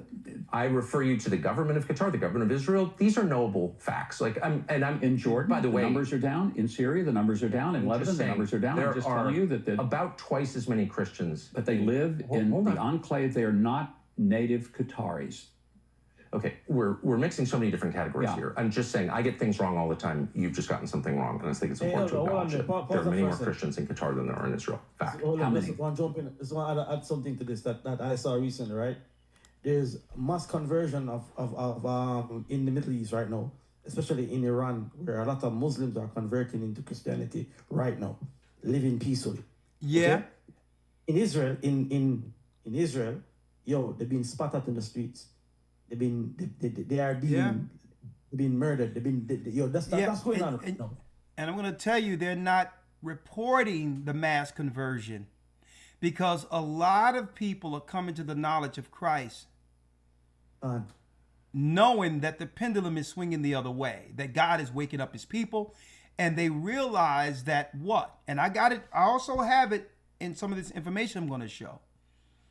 Islam in of itself have been an oppressive ideology and religion used to oppress and to destroy God's chosen people. And guess what? They know that the history, that the Arabs' hand in history can no longer be hid. For years, the Western world, this fake history they gave us in America, were intentionally hiding who perfected the slave trade before white people got in on it. God. And they hid it on purpose. They hid it because they was going to use that same construct to come in later to destabilize our people in the community once we begin to multiply in America. So they intentionally put all of slavery on white Christians and framed it through Hollywood that way so that they can use their secret weapon, the Muslims, the Arabs who perfected slavery, as what? As a neighborhood, as a community weapon at the very end, paid by Zionists to destabilize our communities. It was created. Islam was created by Zionists. It was created by the synagogues. We have that. We have that information. Yeah, I got the information right here. And another thing is they work in tandem because they both are anti-Christ religions at its core. So they can back up and let black and brown Arabs come in, like the Somalis and like all these others, to do their dirty work. But I digress. And we're going to show that in a couple of minutes. What actually is true, and I refer you to Wikipedia, Mr. Ambassador. Wikipedia, I refer you to the government of Qatar, the government of Israel. These are knowable facts. I'm in Jordan, by the way, numbers are down. In Syria, the numbers are down. In Lebanon, the numbers are down. I'm just telling you that about twice as many Christians. But they live in the enclave. They are not native Qataris. Okay, we're mixing so many different categories here. I'm just saying I get things wrong all the time. You've just gotten something wrong, and I think it's important to acknowledge it. There are many more Christians in Qatar than there are in Israel. Fact. How many? Now you caught me. I don't know. I can look at my phone, but I was just there, and there are many more. Like, whatever. But I just want to get to the point that forms the basis of this whole conversation, which is who has a right to the land? Yeah. And you said it's a mixture of religion and ethnicity. Because, as I noted, and you agree, many of the founders, maybe the majority of the founders of modern Israel, did not believe in God at all. So they were not religious Jews. They weren't religious at all. They were atheists. They said they were atheists. I believe them. So that suggests it's ethnic. But it's also true, as you well know, because there's a famous court case about this, that ethnic Jews who convert to Christianity do not have the right of return. That was settled by the Israeli Supreme Court. I'm very confused. So that would suggest it's not ethnicity. Because you... Exactly. If it's an ethnic Jew and he becomes a Christian, he loses his dual citizenship to Israel. So it's religion and isn't it? Ah. Right. Ding, ding, ding, ding, ding. Now, let's see him squirm out of this one. Because he already set him up. That you can be an atheistic Jew and claim to be a Jew and still have citizenship in Israel. You don't have to believe anything at all and have citizenship, right? As long as you claim that to being a Jew. But if you are a Jew, born a Jew, father and mother who claim to be Jew and go to synagogue, and you convert to Christianity, and you're supposed to be an ethnic Jew, why you lose your dual citizenship? So wouldn't that mean that this particular country or this club or whatever it is anti-Christian, anti-Christ? Right. Absolutely. That will penalize a Jew, a white Jew, for believing in Christ. You know what? I'm surprised I never posed that question out there before. But I'm definitely going to utilize this. Right? Because if non-believing Jews have a right to a land given by God, but yet don't even believe in the Bible, but they have higher priority to Israel than a Christian Jew who converted to Christianity and believe in the Bible, believe in God, but yet they can't get access to the land because they chose Christ. Boy, I mean, what a question. I want to hear how this high level knowledge theologian answer this. That ethnic Jews who convert to Christianity do not have the right of return. That was settled by the Israeli Supreme Court. I'm very confused. So that would suggest it's not ethnicity because you invalidate your Jewishness by converting to Christianity? There are a number of Messianic Jews who live in Israel. Okay. Who are here. I'm aware of It's a I'm aware of that significant number. But you're not contesting what I'm saying. We're not talking about the Messianic Jews. See? You see? Talking about why people lose citizenship for converting to Christianity. That's what I asked. Exactly. Right. Answer the question. Answer the question. He's not answering it. You get me? Oh, we have Messianic Jews. That's not the question. Why people are not being able to... Why you lose dual citizenship if you convert to Christ? Why? That's what we're asking. Why? Forget the Messianic Jews. You still a Jew. You have right to the land. Your mother and father have went to synagogues, and you're going to penalize this guy who has a right to the land, as you claim, just because he convert to Christianity? Man, he's uncovering some things that I didn't even know that was in these conversations amongst conservative, quote unquote, white people. Right?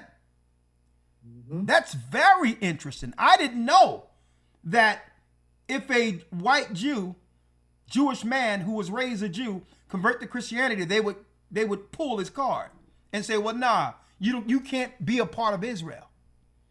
So I must agree to denounce Christ to have dual citizenship. So what is this? Is this an ethnicity or is it a private club that's against Christ? That's just a good question, right? All right. Great question, Tucker. Many of the founders, maybe the majority of the founders of modern Israel, did not believe in God at all. So they were not religious Jews. Now you caught me. I don't know. I can look at my phone, but I was just there and there are many more, like whatever. But I just want to get to the point that forms the basis of this whole conversation, which is who has a right to the land? Yeah. And you said it's a mixture of religion and ethnicity. Because as I noted, and you agree, many of the founders, maybe the majority of the founders of modern Israel, did not believe in God at all. So they were not religious Jews. They weren't religious at all. They were atheists. They said they were atheists. I believe them. So that suggests it's ethnic. But it's also true, as you well know, because there's a famous court case about this, that ethnic Jews who convert to Christianity do not have the right of return. That was settled by the Israeli Supreme Court. I'm very confused. So that would suggest it's not ethnicity. Sorry to pause again, but that was a court issue? That was Supreme Court of Israel. They actually ruled on it because someone took it to the Supreme Court because they was going to lose their citizenship because they became a Christian. So it went all the way. It went to the appellate courts, the lower courts, all the way to the Supreme Court. And they ruled that, listen, if you are from a Jewish family and convert to Christianity, you relinquish your dual citizenship. You don't have the right to return. You can't return. You have no right to return. So if you're in another country and you convert to Christianity, there's no right to return into the land. You must convert back to Judaism to get a right to be there. Deep. That's deep, ain't it? Deep. Man, he uncovered a serious nugget there. I don't know what happened where they didn't give this guy what he wanted just to be controlled through media, but I'm sure somebody got fired. Okay? Because at least he have to read the teleprompter under controlled mainstream media. The same thing with Candace. I remember Candace Owens, she let the cat out of the bag a couple of weeks ago, and she said something that Ben Shapiro, she said something on the vein of Ben Shapiro got mad because they wanted her to say something about black people, which would have gave him the lane to be able to come behind her to say something. Right? I'm like, so she let the cat out of the bag. So they be using certain people to say things that gives them the right to come behind it and saying, well, I'm not the racist. I'm just confirming or backing up what Candace said. And she got mad. She said, well, listen, I'm not going to say this. And she said, quote unquote, he got mad because he wanted me to say something about black people so that can give him the right to come behind and say something behind it. So there's certain things they can't say unless they have a puppet who's willing to put it out there first, and now that it becomes a topic they're just discussing. Go ahead. I sent you a video that Candace posted on her social media. I think it was in relation to that Ben Shapiro thing. It's kind of funny though. I think it has some profanity in it though, so just be careful when you open it on the broadcast. Okay, well, I'll make sure I bring that out later. But let me tell you, folks, they should have just gave these people a raise or whatever the case is and say, well, listen, they're better off under our control than if they become renegades or rogue. They know too much and they're too articulate to be on the... Don't forget, it was the mainstream who trained these people to be so meticulous and skillful. Right? Now think about that. You do not want one of these guys playing for the other team against you. Right? So check it out. That ethnic Jews who convert to Christianity do not have the right of return. That was settled by the Israeli Supreme Court. I'm very confused. So that would suggest it's not ethnicity. Because you... Now, I got you. Do you think he's truly confused? No. I'm very confused. I need some help here. Right? I'm not making an assertion. I'm not blaming y'all, but I just need you to put this together for me. Right? Some clarity, I'm just confused. And you being the Christian theologian, you teach the Bible. Surely, Mr. Huckabee, Pastor Huckabee, surely with all of your Bible prowess, that I know you can clear this up. I'm just a lowly journalist here, right? And I'm sure you're going to clear this up for me. I'm just so confused at this point. Atheists, I believe them. So that suggests it's ethnic. But it's also true, as you well know, because there's a famous court case about this, that ethnic Jews who convert to Christianity do not have the right of return. That was settled by the Israeli Supreme Court. I'm very confused. So that would suggest it's not ethnicity because you invalidate your Jewishness by converting to Christianity? There are a number of Messianic Jews who live in Israel. Who are here. I'm aware of It's a significant number. But you're not contesting what I'm saying because it's a very famous court case. The right of return has to do with your mother, your grandmother. It has to do with family it's ties. ethnic. There's a lot of, sure, ethnicity is a big part of the right of return. Great. To make aliyah, to come to Israel, to live here. Then if both of your parents are Jewish and you have an ethnic right to land, you are one of Abram's descendants, but you convert to Christianity, how is it you don't have the right to return? I'm totally confused. But I know a number of people. Woo! Gadget lawyer, when I first seen this, I'm like, man, this guy better not show up at any public speakings under a tent, okay? It might not work out good. It won't at all. Lord, look at the pastor here. These are the satanic numbskulls that be teaching our people, our pastors. All due respect. Right? All due respect. Right? This is a theologian pastor, folks. It's a significant number. And then you know what I think? I think Tucker Carlson can teach the Bible better than this guy.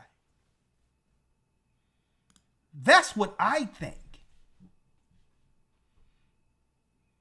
I think Tucker Carlson can teach the Bible better than this theologian seminary. This theologian master. I have the right of return. That was settled by the Israeli Supreme Court. I'm very confused. So that would suggest it's not ethnicity because you invalidate your Jewishness by converting to Christianity? There are a number of Messianic Jews who live in Israel. Okay. Who are here. I'm aware of It's a I'm aware of that significant number. But you're not contesting what I'm saying because it's a very famous court case. The right of return has to do with your mother, your grandmother. It has to do with family it's ties. ethnic. There's a lot of, sure, ethnicity is a big part of the right of return. Great. To make aliyah, to come to Israel, to live here. Then if both of your parents are Jewish, fair use, and you have an ethnic right to the land, you are one of Abram's descendants, but you convert to Christianity, how is it you don't have the right to return? I'm totally confused. But I know a number of people who have returned as Christians, but have Jewish history. Are and you Jewish saying that Jews who convert to Christianity have a right, a legal right to return? Because I know that they do. Whether, when you say, do they have a right to return, do they prove? It's a legal category, as in any government. Which is by their family history, their grandmother, their mother, and there are many aspects of that. I've read it. I think, but I know that these are people who are Christian, and they came here, made aliyah. They had Jewish blood, Jewish history. They were Christian, Messianic, but they came here, and they were welcomed here. And they were given full legal rights. Absolutely. And a passport. Yeah. So clearly, it's not. What you saying, guys? No, I'm saying that what he's saying, right? He's saying, Tucker Carlson is saying, listen, the Supreme Court made a ruling that that they cannot return. Then he jumps to, well, I know people that came back and did it, da. That's not what he's saying, though. He's not asking that. He's saying, why is it that they're making that ruling? That if you convert, what's going on there? That's the question. He's avoiding whether it's religious or ethnic to be there. He's avoiding it like the plague. What is this religious ruling against those who believe in Christ? Yes. At really the highest court within Israel. Mm-hmm. And I'll guess who he's asking this question to, Gaja? He's asking this question to a Christian who's back in Israel, who's back in the state of Israel.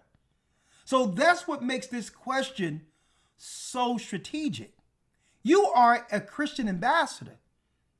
Shouldn't you be insulted that if a Jew in America, born in America, convert to Christianity, that there's a Supreme Court ruling in Israel to say that he don't have a right to return? Mm-hmm.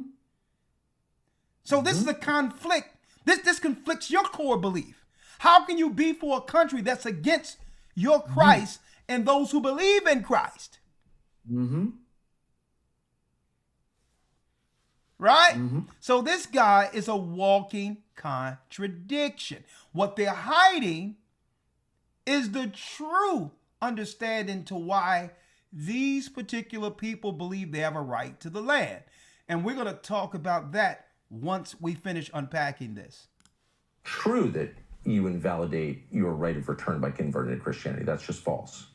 I'm not aware of that. I know that there are a number of Christians here. I go to church with Christians every week here. Of course. And but do you have a right to come and say, I am an ethnic Jew, even though I practice Christianity, therefore I have every bit as much right to move into a settlement in the West Bank or into East Jerusalem or anywhere I want, Galilee, anywhere, because I'm returning to the land of my forefathers. I have a legal right in the state of Israel, even though I've converted to Christianity. You're saying that's true? I'm saying I know people have done it. Now, can I tell you what the law specifically is?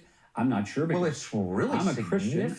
I don't have any Jewish roots, so therefore I cannot quote you the law. If you want me to do that, I'll look at it. Well, it really matters because you're saying, in fact, people in the United States are being called anti-Semites, a lot of them, including me, because they somehow don't believe that Israel has a right to this land.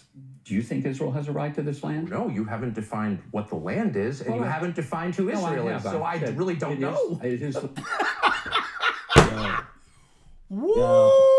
Listen, if they could delete Tucker's page, it'll just delete that with a button. You win with us there. White, let's get this blocked and white, because this is exposing a lot. You know, it's as simple as it might sound here. It's a lot being unpacked here with what this theologian is admitting or not admitting to.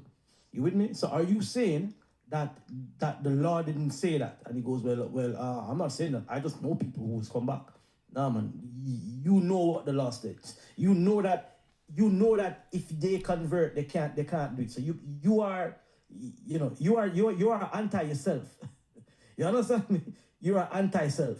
It's about, and look at it. And what I'm gonna tell you is, I'm gonna tell you, there's some journalists somewhere within possibly some Zionist circle that are screaming, hitting the table, and are saying right now, we need to dump about 1,000 more pages throughout all your circulations on the Epstein files. Now, all right? I mean, let's dump 1,000 more Epstein files. Do not allow the children of Israel we have in captivity to see this conversation that have now gone. Folks, y'all don't understand what's going on here. What we've been fighting to break through for decades before the internet is now mainstream conversation that's going to lead to them having to have a conversation. It's going to force them into a conversation with the children of Israel. Now, that's a whole other thing and why. And they're not going to do it because they want to do it. There's no other recourse for it. There's no other way, no other recourse. You have to. They're going to have to do it because through the Holy Spirit, it's going to be the awakening of God's people that they'll need to survive through the prophecies. The Most High, Christ even said he's going to put us before kings. So they're not going to do it because they want to do it.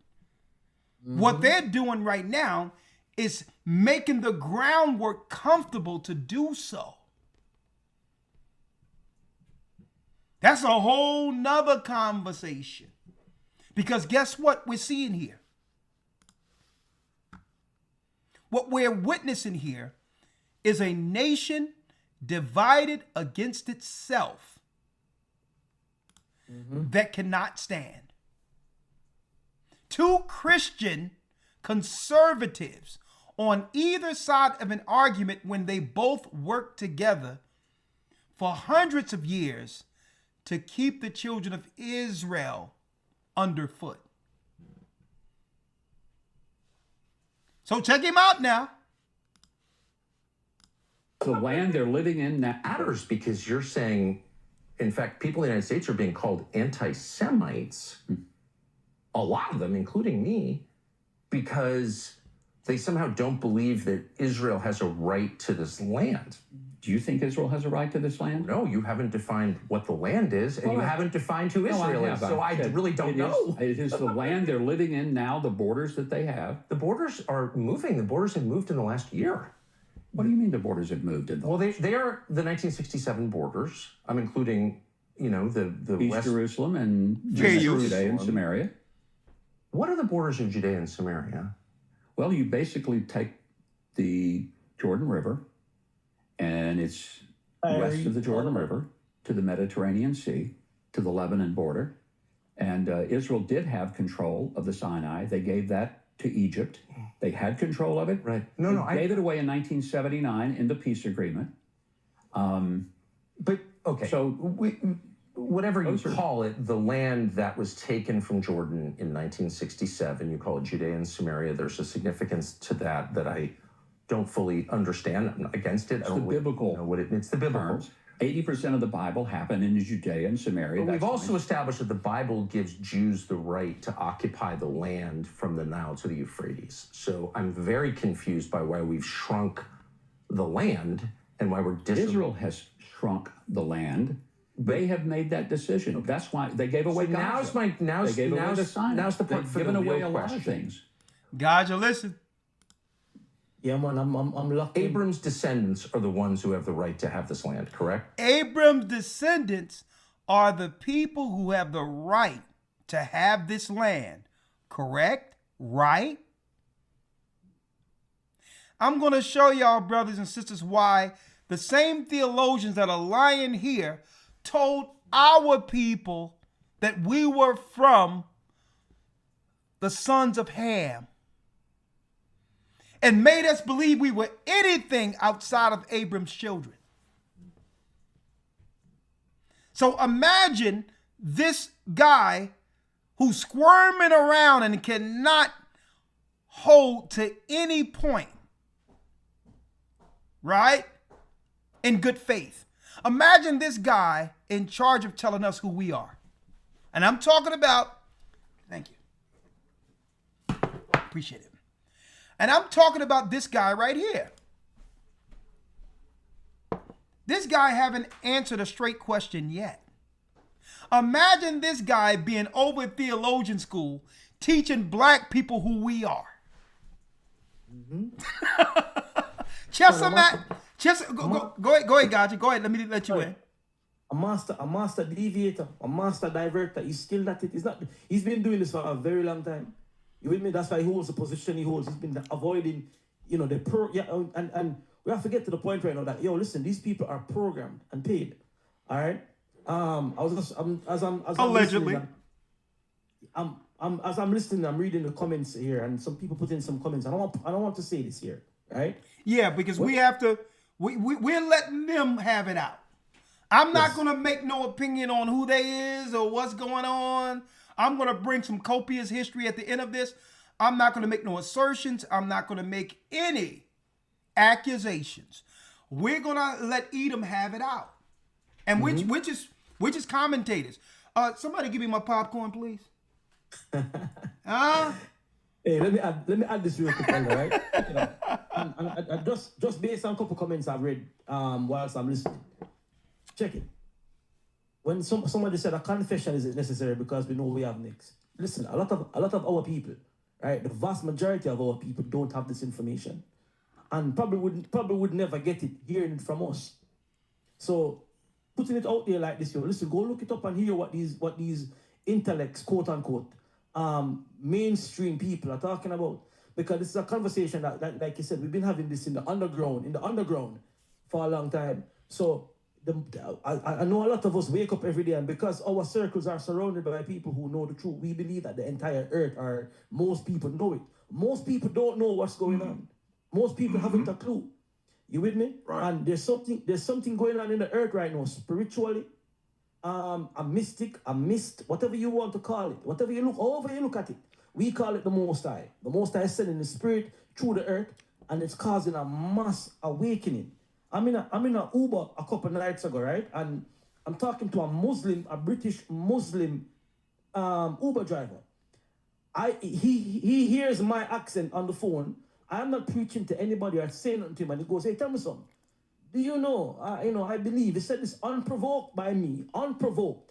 He says, "Do you know that all the prophets, Jesus, Abraham, Moses, Muhammad, do you know they were all black Africans? Most time a witness. This Muslim taxi driver told me that. Unprovoked." And I'm like, "Oh yeah, for real? I never know. Tell me more." And he started to just talk. We had a 30-minute conversation in educating me on why and who that these people were black people. And I'm like, all right, then cool. So the information is going out there. You get me? It's going, it's going out there. And the Most High is causing that awakening. So we hearing this now, seeing these guys come on mainstream and saying it. you cannot avoid it no more. You get me? The Bible tells you time and chance happens to every man. So everybody on this earth, Jew, Gentile, Greek, bond, free, male, female, everybody is going to have an opportunity to make a choice as to what you're gonna choose. You're gonna choose life, or you're going to choose death. It's totally up to you, and that's what we see going on right now. That is why it's an amazing time. It's a glorious time right now to just be alive and seeing this. You with me? Yeah. Sorry, go ahead, Ella. Elder Lawyer, remember the guy that interviewed me on the radio station that Sister Bev had me go in? It was an all-Muslim radio station. I guess his name was Pincock. Yes, sir. David Pincock. His name was David Pincock. Right? Pincock. P-I-D-C-O-C. Yeah. And he gave me one of his books. He was a Jewish convert he was a Jewish Muslim. Yeah. So I thought that was, a very unique blend there, right? I was fascinated with how he'd come to be a Jewish Muslim, right? But he had he had a very interesting book he signed and gifted it to me. And, every Muslim was looking at me like, you know what I mean? Like they ready to go jihadi on me by the time the radio station was done, as if they didn't know who was coming in, right? So I didn't think Sister Bev gave them the full detail of what was about to go down. But I didn't realize until I was halfway through that I was actually speaking in England on a Muslim radio station, right? And I'm going in on Muhammad. I'm going in on Arabs. I'm just bringing out straight truth. I got people coming from the lunchroom, looking over and sandwich halfway in their mouth, and I'm like, man, you know what I mean? They sitting there. I'm gonna tell you right now, folks. They put that hummus down and they was looking over like, what's going on here, right? He gave me a book, and one thing he wanted to emphasize with me, Elder Lawyer, is the Greater Israel Project, where he showed me Israel is, maybe this is why he converted.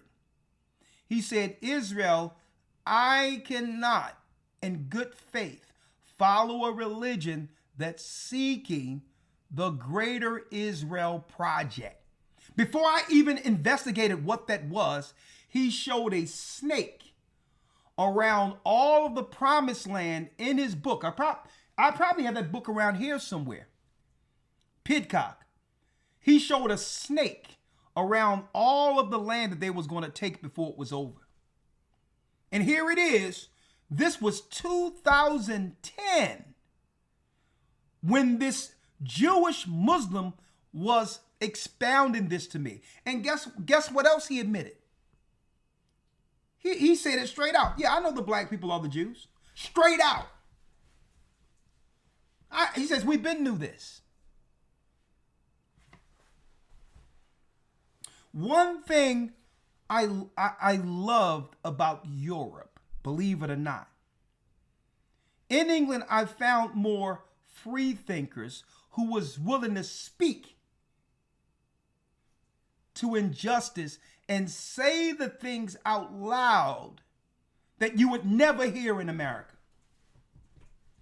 When it comes to discourse and open conversation, they have a whole square down there where people can say whatever they want, no matter how outlandish or provocative, and have the opportunity to do so without getting arrested. Or guess what? They have a say whether or not you agree with it or not, and it's a perspective that other people will expound on in the public square. Not in America. But I just wanted to put that out there. It was a Jewish Muslim who admitted everything and signed the book for me, Serious History, and he was honing in on, he was really against what was going on in the Middle East, the Iraq War, and all of these others. Maybe that's why he converted, and showed me a picture of a snake around the Greater Israel. And he told me, he says, Brother Ricard Shiar, before it's over, they're going to have it all. And showed me in the book. It's in the book. I'm going to find it one day and show it to you all. Check it out. And this guy know that. Listen to this. That's why they gave away Gaza. They gave away the Sinai. Now's the part They've for given the away real a lot of question. things. Abram's descendants are the ones who have the right to have this land, correct? Yes. Okay. Why don't we do genetic testing on everybody in the land and find out who Abram's descendants are? It's Stop the presses. What? Let's slow it up now. Whoa.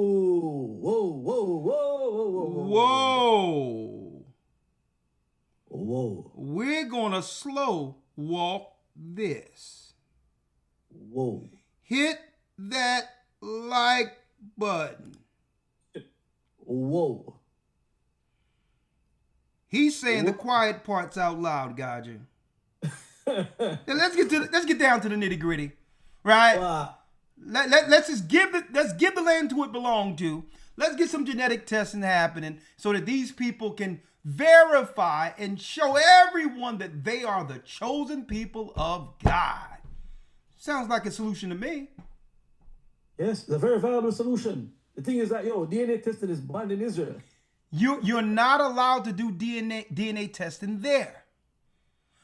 It's criminal to do DNA testing without permission in the state of Israel. Why? Why? Good question. So maybe Tucker can get them to do it. Hold on.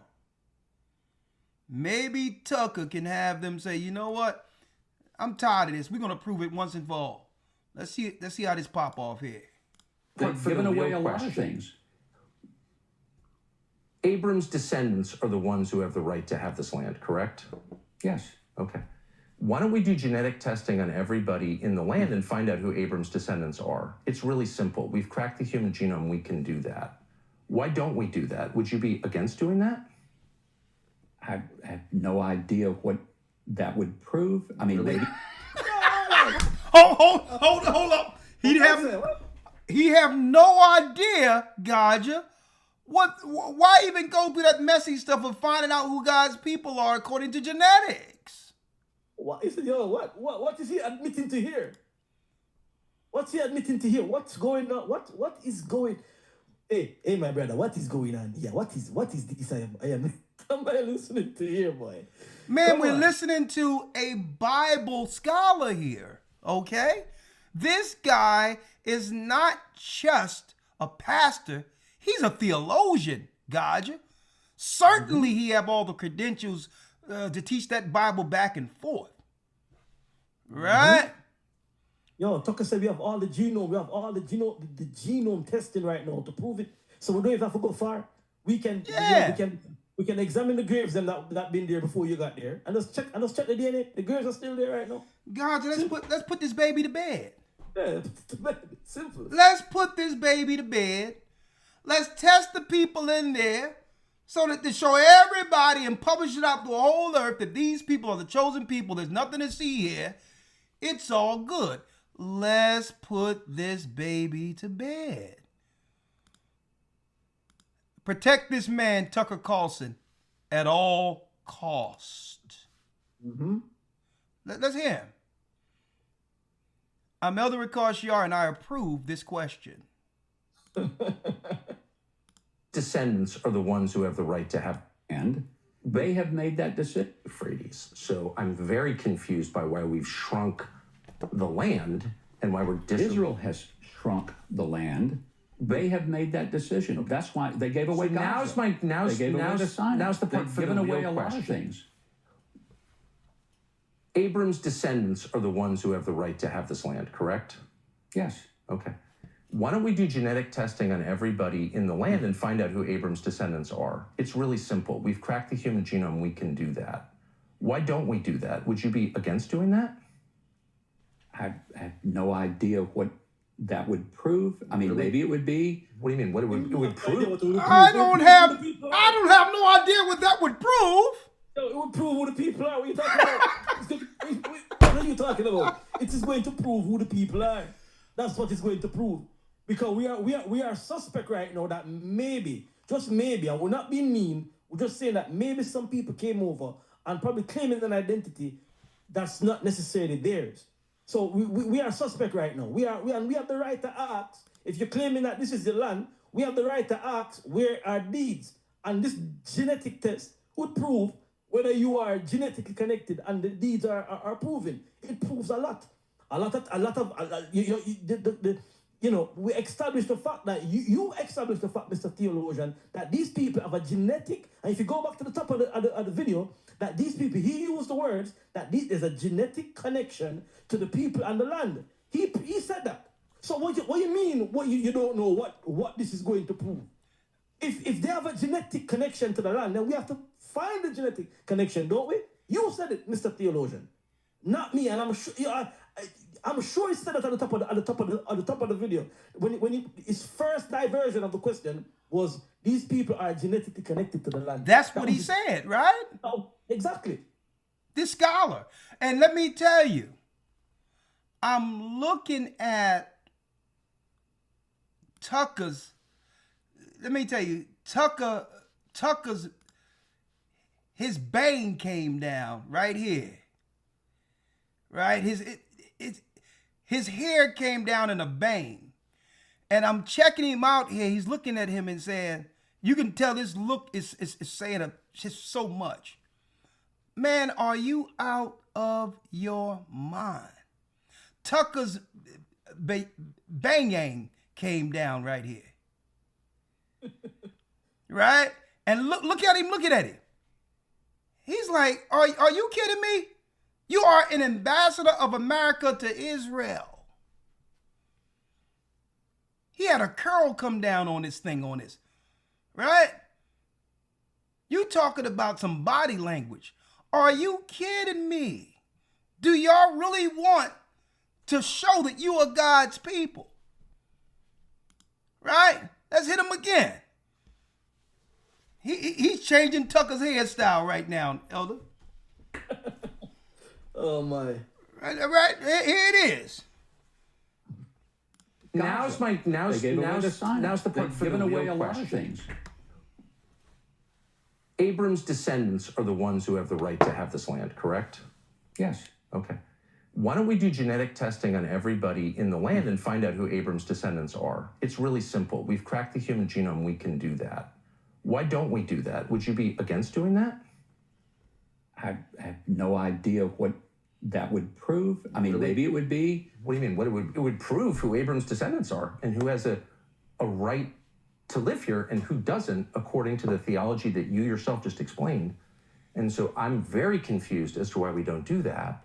If you believe the theology that you've just explained to me. Would we do that all over the world? Well, and everybody this is the only country in the world that you've said has. And you know what? I would agree to have this done. What about you, other lawyer? Wouldn't you agree to have it done? I would agree to it. Right? Yes, sir. Yes, indeed. Yeah, why not? Let's put this baby to bed. Let's stop all this stuff. Y'all the chosen people. Now prove it.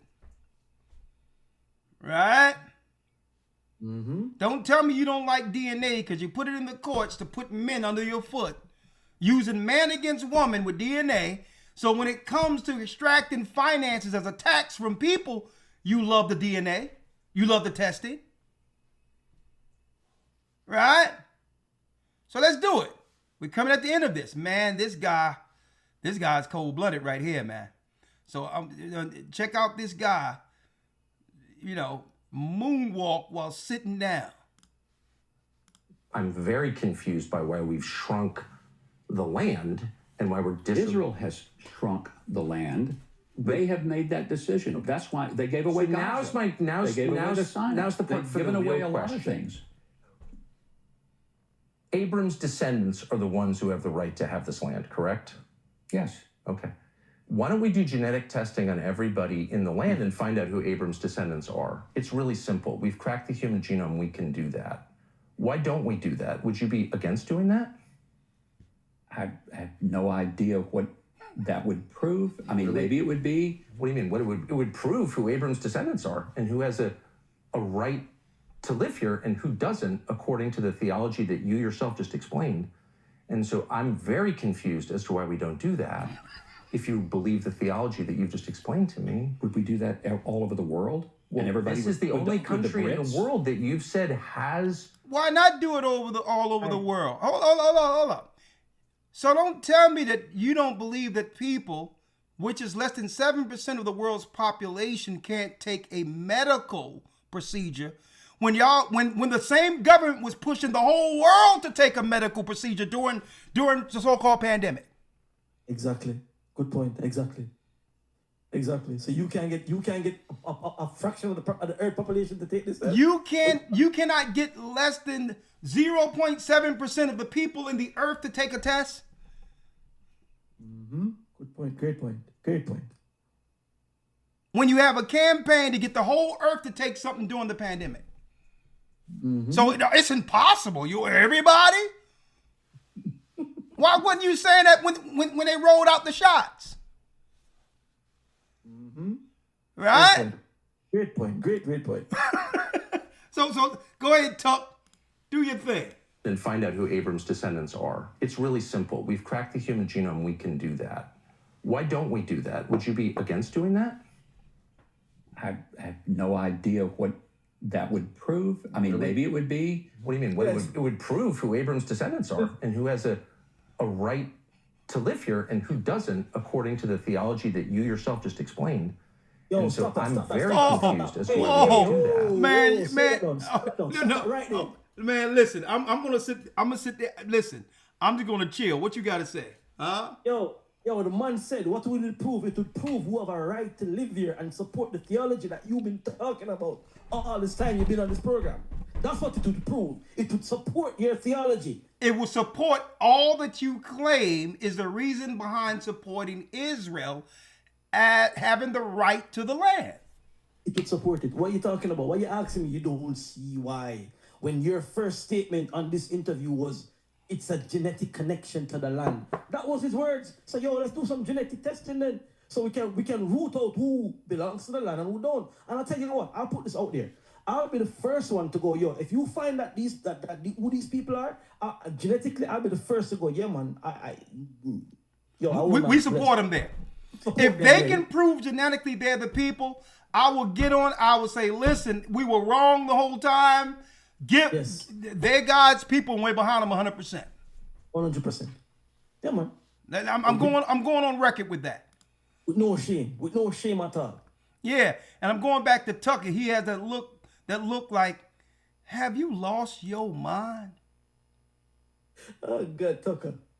Look, this is why you're looking right now. I can't believe that we allowed these people to teach us the Bible. I can't believe it. Look at this guy. Let's go. Prove? I mean, maybe it would I'm going to play it all the way out now. It would prove who Abram's descendants are and who has a right to live here and who doesn't, according to the theology that you yourself just explained. And so I'm very confused as to why we don't do that. If you believe the theology that you've just explained to me, would we do that all over the world? And everybody, this is the only country in the world that you've said has this covenant with God, that this people have a moral and legal right to the land. What about people who convert to Judaism? Would they have a right? Well, you've just said I mean, that there are it's not converts to Judaism, so you just told they me can make Aliyah. They may not have You've just DNA. told me that it doesn't matter. You told me moments ago, trying to keep track, that it doesn't matter whether or not you believe in God or whether or not you practice Torah Judaism or Rabbinic Judaism, which is something else that I don't even know if we should, I don't even know what that means. But it doesn't matter whether you're, quote, a religious Jew or not. What matters is that you are part of the Jewish people to whom God gave this land that extends from the Nile to the Euphrates. And so if you believe that, wouldn't you want to know with a burning passion who those people are? And because of science, we can now know who those people are. So why aren't we finding out? I guess you could propose a DNA test for everybody who comes here, everybody who lives here. But the point I'm comfortable with secular nation states where none of this is done on the basis of blood. I'm uncomfortable with that. I'll just say that. But there are people who may not have bloodlines, but who have converted to Judaism. Are they going to be able to live here? Are you going to kick them out? By your standards, they can't live here because you that's just what I said, said. you know, Hold up now. Yo, my wife say, yo, by your standards, by what the bar you're setting, they can't live here. So why are we opposed to this DNA testing? This man, what them call it, that Ginsu, is a ninja with this. He's holding him, he's sticking him up based on your logic and the theology that you've been bringing, right? They will not be able to live there. Should we do that? Should we check that out? Remember, you're the one that said earlier that, well, there's Christians who don't believe in Christ and don't go to church on Sunday. You said that. So Tucker is holding you to your standard. Yeah. Your excellent Tucker is holding you to the bar that you set. You set the bar. It's not him. And You can go back and listen to it. You set the bar. he set the bar. And another thing, that's why I told you don't slow him up. Let Carlson cook. Okay? He's a chef Yep. right now. Let that man, he's asking all the right questions and showing the contradiction. So if you're not there because you have a right to the land biblically, what are you doing there? Huh? So it opens up a lane. We have to ask, okay, you're not the people according to bloodline. He's unpacked the fact that the Supreme Court said that if a Jew in America convert to Christianity, they don't have a right to return like a Jew who doesn't believe in Christ. And then he said, well, listen, let's just put this down to science. We have the technology that we broke the human genome to understand what race is who. Let's take the test and put this baby to bed. And this guy comes with what? What is that going to prove? We're at the end of it.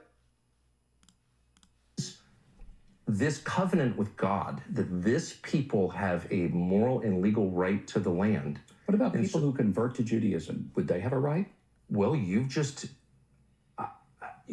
said I mean, that there are it's converts not to Judaism, so you just told they me can make aliyah. They may not have you've just DNA. told me that it doesn't matter. You told me moments ago, trying to keep track, Okay. that it doesn't matter whether or not you believe in God or whether or not you practice Torah Judaism or Rabbinic Judaism, which is something else that I don't even know if we should, I don't even know what that means. But it doesn't matter whether you're, quote, a religious Jew or not.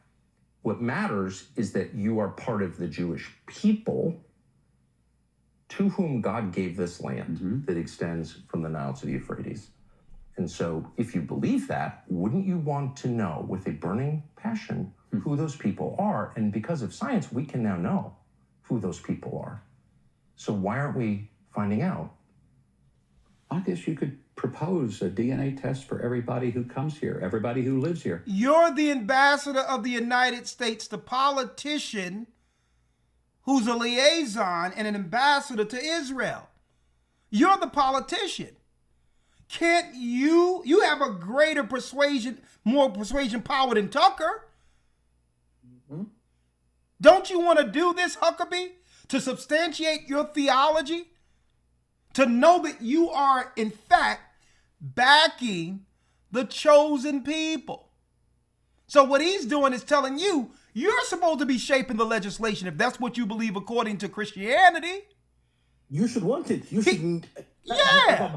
He should burn desire to have it. Huckabee should be spearheading this as a Christian. He's a politician who shapes policy. He have connections with political connections all throughout the United States on the conservative side, as well as across the aisle. He's an ambassador to Israel, so he have international pull. What are you going to tell a lowly reporter that he should start shaping some legislation? Tucker said, I done laid it out for you to do it. Christian? Theologian? Don't you truly believe your theology? Or have your theology been what? Have your theology has it been a political front for something else? What do you truly believe in? This land that extends from the Nile to the Euphrates. And so if you believe that, wouldn't you want to know with a burning passion who those people are? And because of science, we can now know who those people are. 1 second. So why aren't we finding out? I guess you could propose a DNA test for everybody who comes here, everybody who lives here. But the point I'm comfortable with secular nation states where it's none of this is done on the basis of blood. I'm uncomfortable with that. I'll just say that. But there are people who may not have bloodlines, but who have converted to Judaism. Are they going to be able to live here? Are you going to kick them out? By your standards, they can't live here. No, because you I've just never told said- me no, that they have a right to live here because God gave them the land because they're the descendants of Abram. They're the descendants of Abraham. But if they're the spiritual descendants of Abraham and they've now decided that they're converting to Judaism, then do they have a right to live in Israel? Well, there's a whole legal literature in Israel on that question. And my understanding is that certain types of modern Judaism qualify a person and other types don't. Is that your understanding? I don't believe that people converted, and I could have this wrong, but I know people who've faced this personally, people. I don't believe people who've converted in a Reform synagogue have the right of return. I don't think that is, because I know people who've married into Jewish families and they find out they don't have the right of return. So that is perplexing to me. He says it's perplexing to him. So we're going to unpack it by just starting off with the original question. We've already played it through. If y'all coming in late, you'd have to see it with the rewatch, okay? Who are the people? He started Who off are with the modern? Yes. He who started are, off with who are what? The people? Who are the people? Who are the modern? Yes. Who are the descendants? So we know, and I believe, and I agree with you as a Christian, that God promised this land from modern day Iraq to modern day Egypt to this people, the Jews, to Abram's, actually not to Abram's descendants, as it says in Genesis 15. Who are his descendants now, and how do we know who they are? Stop right there.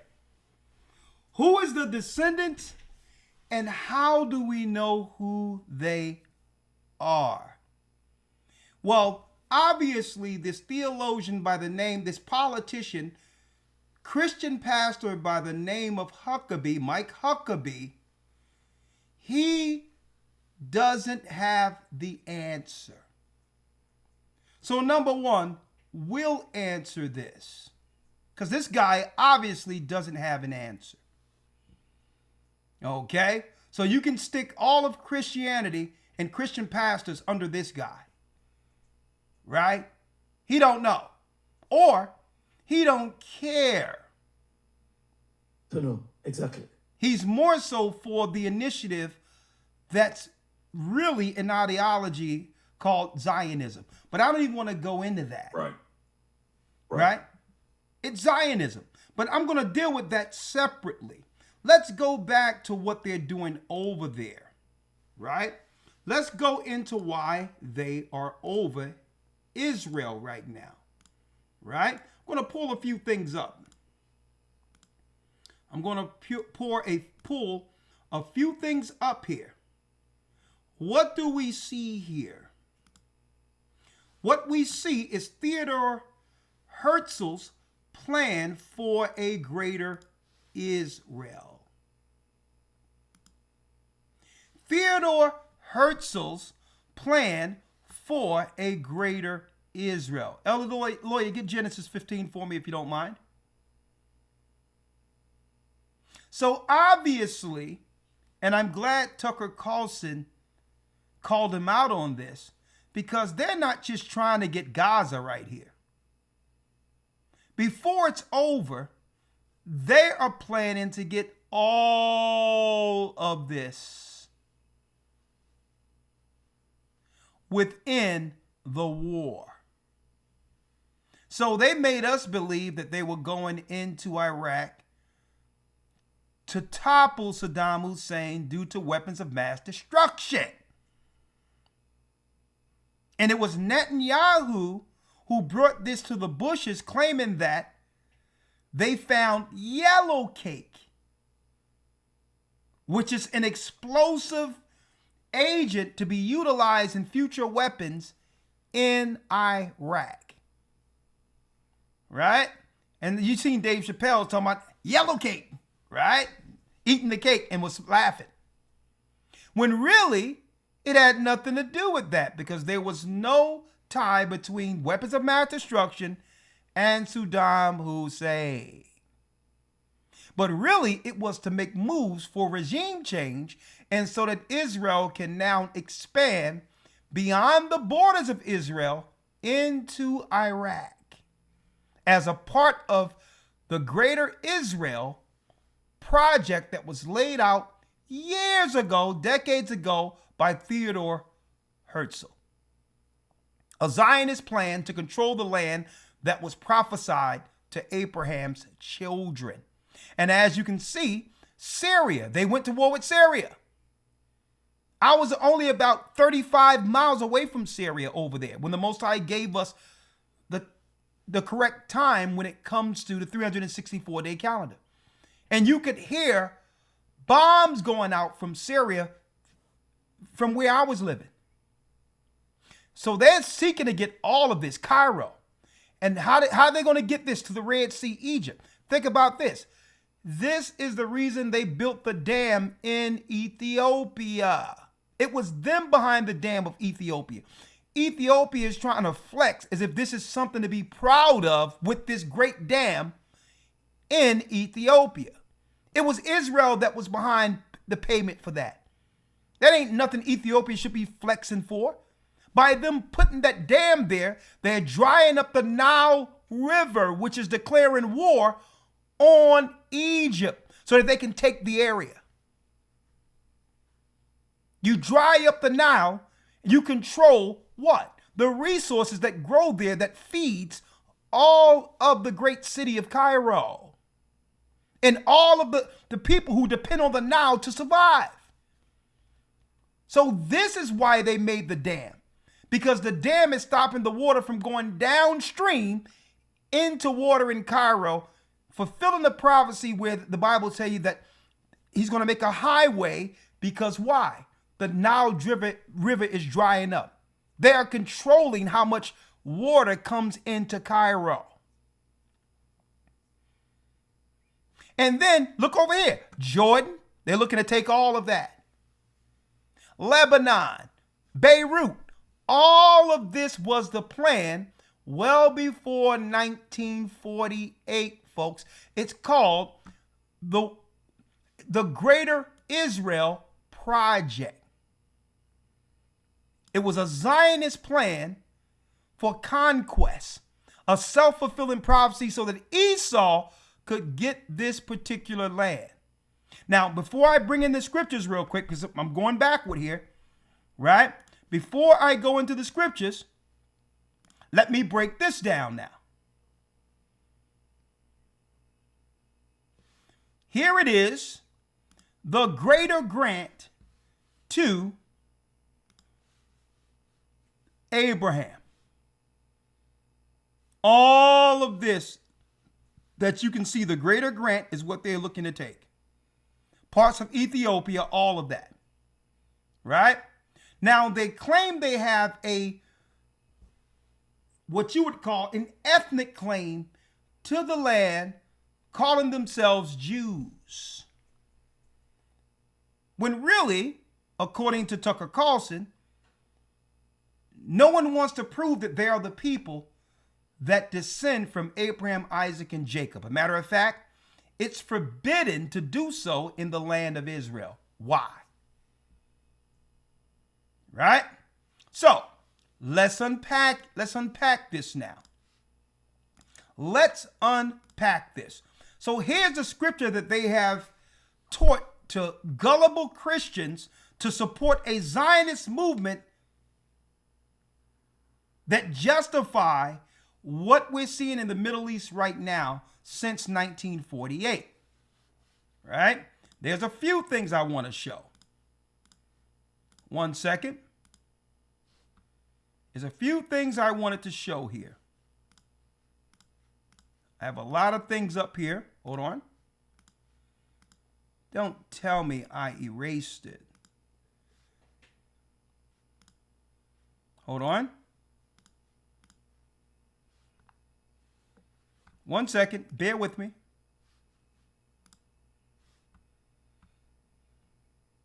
Let me see.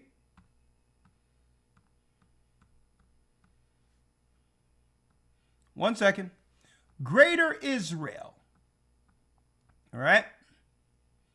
Greater Israel started off by who? A plan by the Zionists, early Zionism, by Theodor Herzl at the end of the 19th century.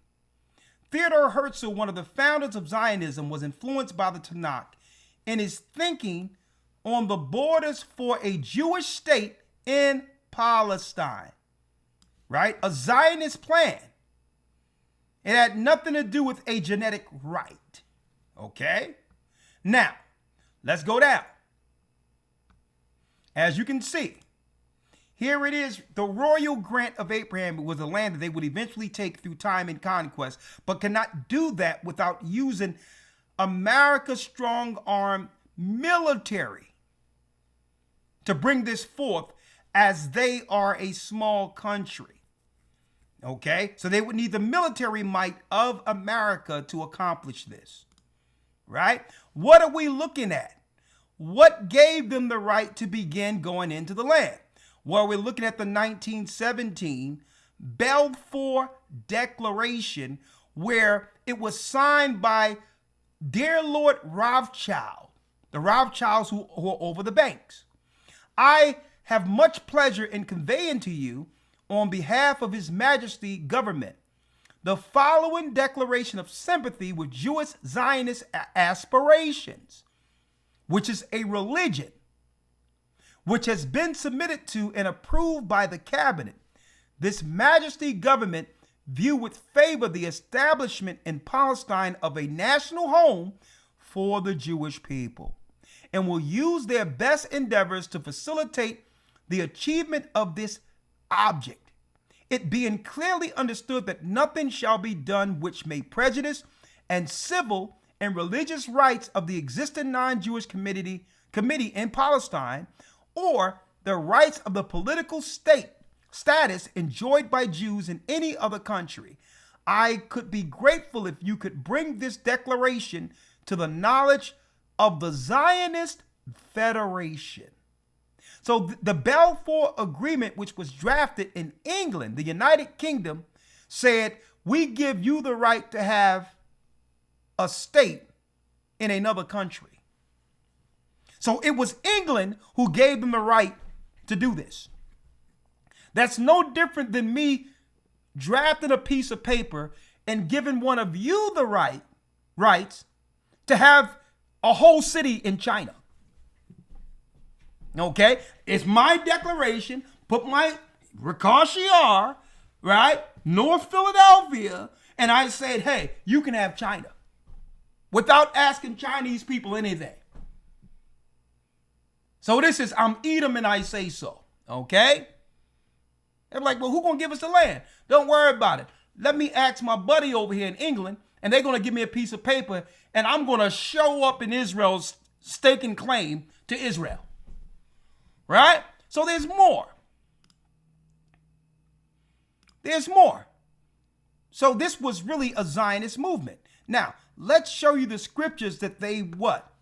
That they convinced naive Christians to get behind in thinking that we should spiritually back white people from other areas going into the land of Israel claiming to be the people. Right? These are the scriptures that they taught naive, unlearned Christians. Okay? Let's get it real quick, Elder Lawyer. Chapter and verse. Yes, sir. The book of Genesis, chapter 15. Okay, let me grab it. Let me pull the Bible up here, okay? And it's a shame because they pulled on Christians' heartstrings. I'm not here to dump down on Christians. They know that we are loving people, trusting people who believe in Christ. And the last thing we thought is that God's people would lie to us. We thought we were doing them a solid, backing them as God's people in Israel. We thought we were doing the righteous thing, believers in Christ, believing that these Jewish people's proximity to Christ gave us the reason to back it. We didn't back them because they were Jews. We backed them because we thought that they were the same people connected to the Christ we believe in. They played on that naivety with Christians. We were naive. Okay? And here it is. We're finding out that if one of them in another country convert to Christianity, they don't have a right to return. And yet Christians in America is backing it.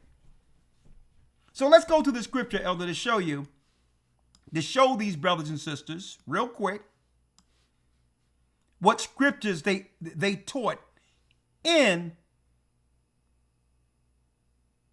the theology they taught in Christian church to have us back Edomites, and I'm going to prove they're Edomites, who went into the land in 1948. And really, it was what? A Zionist plan called what? Called the Greater Israel, a plan through Theodore Herzl, a Zionist in the late 1800s. It had nothing to do with a Bible prophecy. But let's get the chapter and verse real quick. Yes, sir. Genesis 15, verse 18. 15, verse 18. Let's read it. In the same day the Lord made a covenant with Abram, saying, Unto thy seed have I given this land, from the river of Egypt unto the great river, the river Euphrates. The Kenites and the Kenizzites and the Cadmonites and the Hittites and the Perizzites and the Rephaims and the Amorites and the Canaanites and the Girgashites and the Jebusites. So this is the scripture that gives them the what you would call biblical right to do what they're doing over there according to their theologians. This is the mess they've been teaching the Christian church. In the same day, the Lord made a covenant with Abram, saying, Unto thy seed, which means your bloodline. So if you are of the seed of Abram, you would readily just give up your DNA to prove it. Right? You wouldn't make it illegal for someone to make a DNA test there. Because according to this, it's the physical seed that have right to the land. And the same day the Lord made a covenant with Abram, saying, Unto thy seed have I given this land, from the river of Egypt unto the great river Euphrates. Now, let's look at it. Let's look at the word seed there. Right? Seed. Seed. I'm going to let you in. Seed. Fruit. It's Zaratazah. Sowing time. Posterity. Carnally, a child, fruitful seed. It's from 22:32, which is the conceived seed, physical seed. It's not based on what religion one would convert to or is born under. That means anyone, you can have, like the example I gave earlier, you can have a white hillbilly from Utah who's a Mormon. He can convert to Judaism even though he was a Mormon. And because he converted to Judaism, he would have the right of return as a citizen to Israel. Because why? He's a Mormon who believed in Christ and he denounced Christ to become Jewish. So you must renounce Christ in America to get dual citizenship. What Christian in their right mind would back that? And not think that what? and not know that you've betrayed the same Christ you claim to believe in. Right? So now let's get down to the nitty gritty here. So here we go. Boom. Greater Israel Project is what they're trying to accomplish. That's the plan. Now,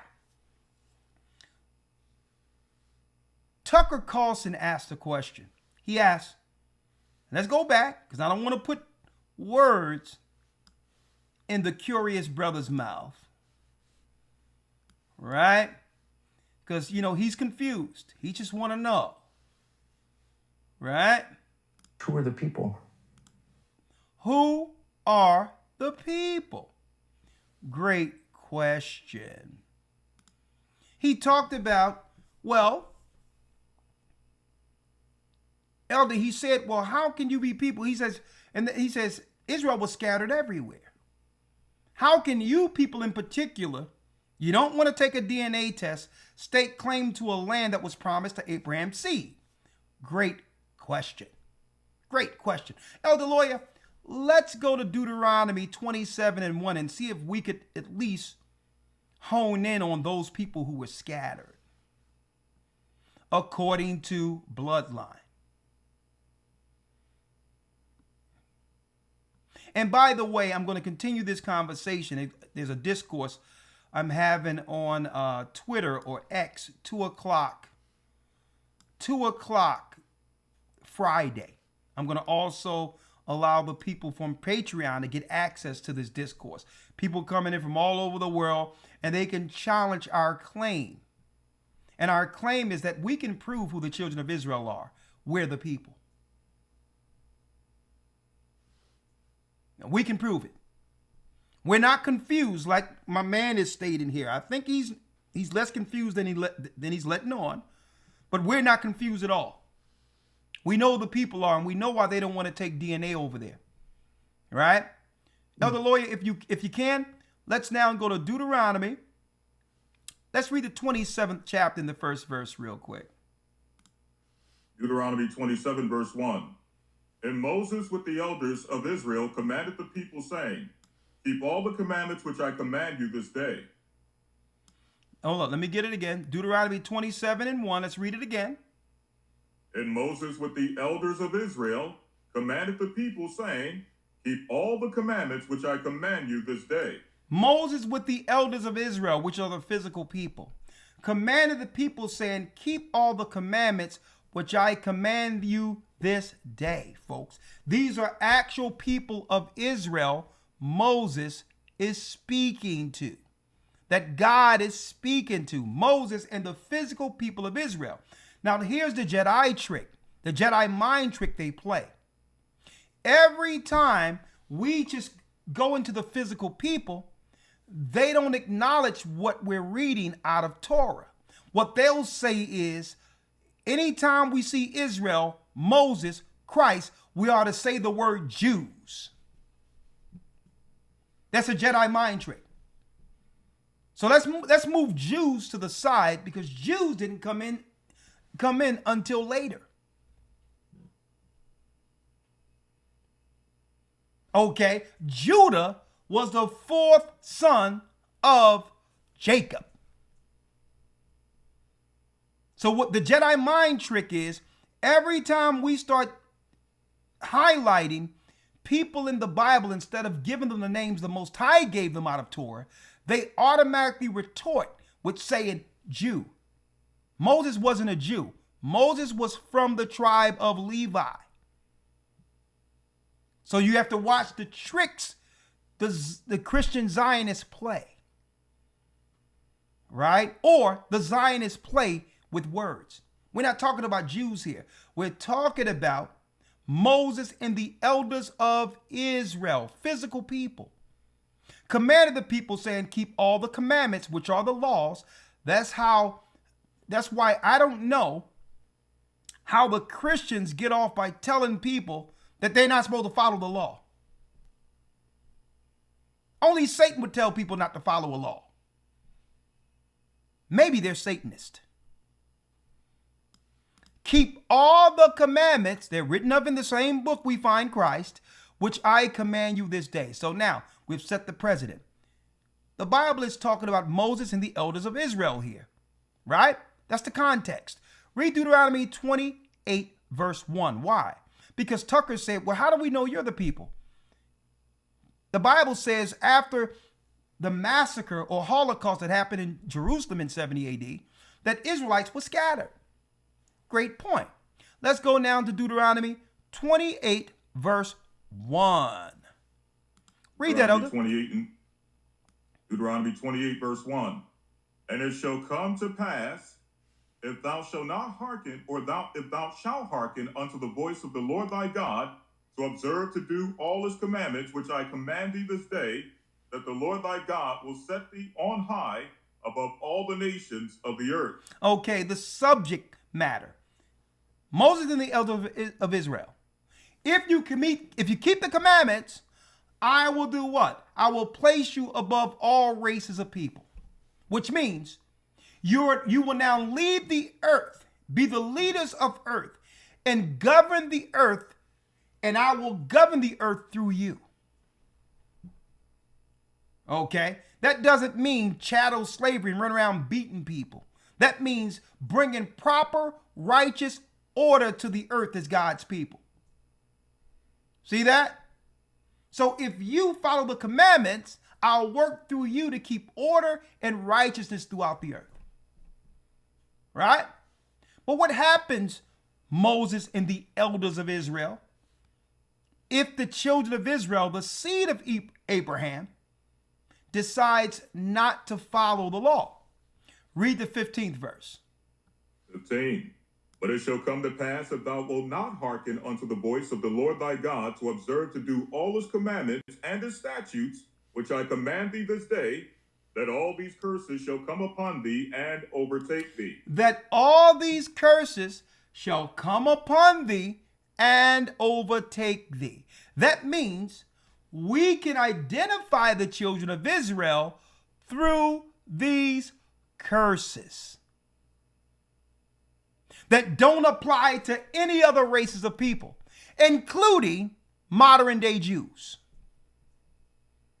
That means if you fall under these curses, you must be the people God was talking to.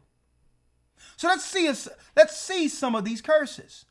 And it tells you that these curses shall be upon the children, the seed, not the religion, as a sign. Let's go down here and let's go down to the 40. Let's go to the 46th verse. Let's read this. Deuteronomy 28 and 46. And they shall be upon thee for a sign and a wonder, and upon thy seed forever. So the curses written of in the Bible, brothers and sisters, would be a sign. That's what? That's pointing to the people God was talking to. It would be a signifier, an identifier. It would divide God's people from any other people. The example, right? A sign. Let me bring it down into layman's terms. You see a sign that says McDonald's. And then you go into McDonald's, right? And ask for a big Whopper.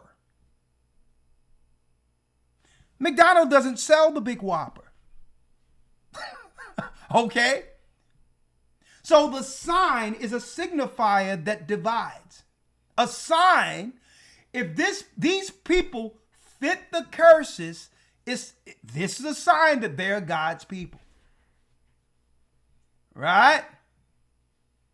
So the Most High made it so that even if they tried to lie through Christianity, through theologian, and claim that we're someone else, that the curses God put upon us would still be the sign, even if we tried to identify as someone else. We can put on a kufi, we can get a prayer rug and try to look like an Arab. But that doesn't make us Ishmael. See? The signs of the Arabs enslaving us is the sign. Not religion, not the religion we was forced to adhere to. See? So even though the Muslims took us down and made us serve them, the servitude is the sign that these people must be the children of Israel, not the religion they are attached to. See how that works? So again, Tucker asks, well, who's the people? Well, you must see the signs that were only placed on God's people. The Most High God is perfect.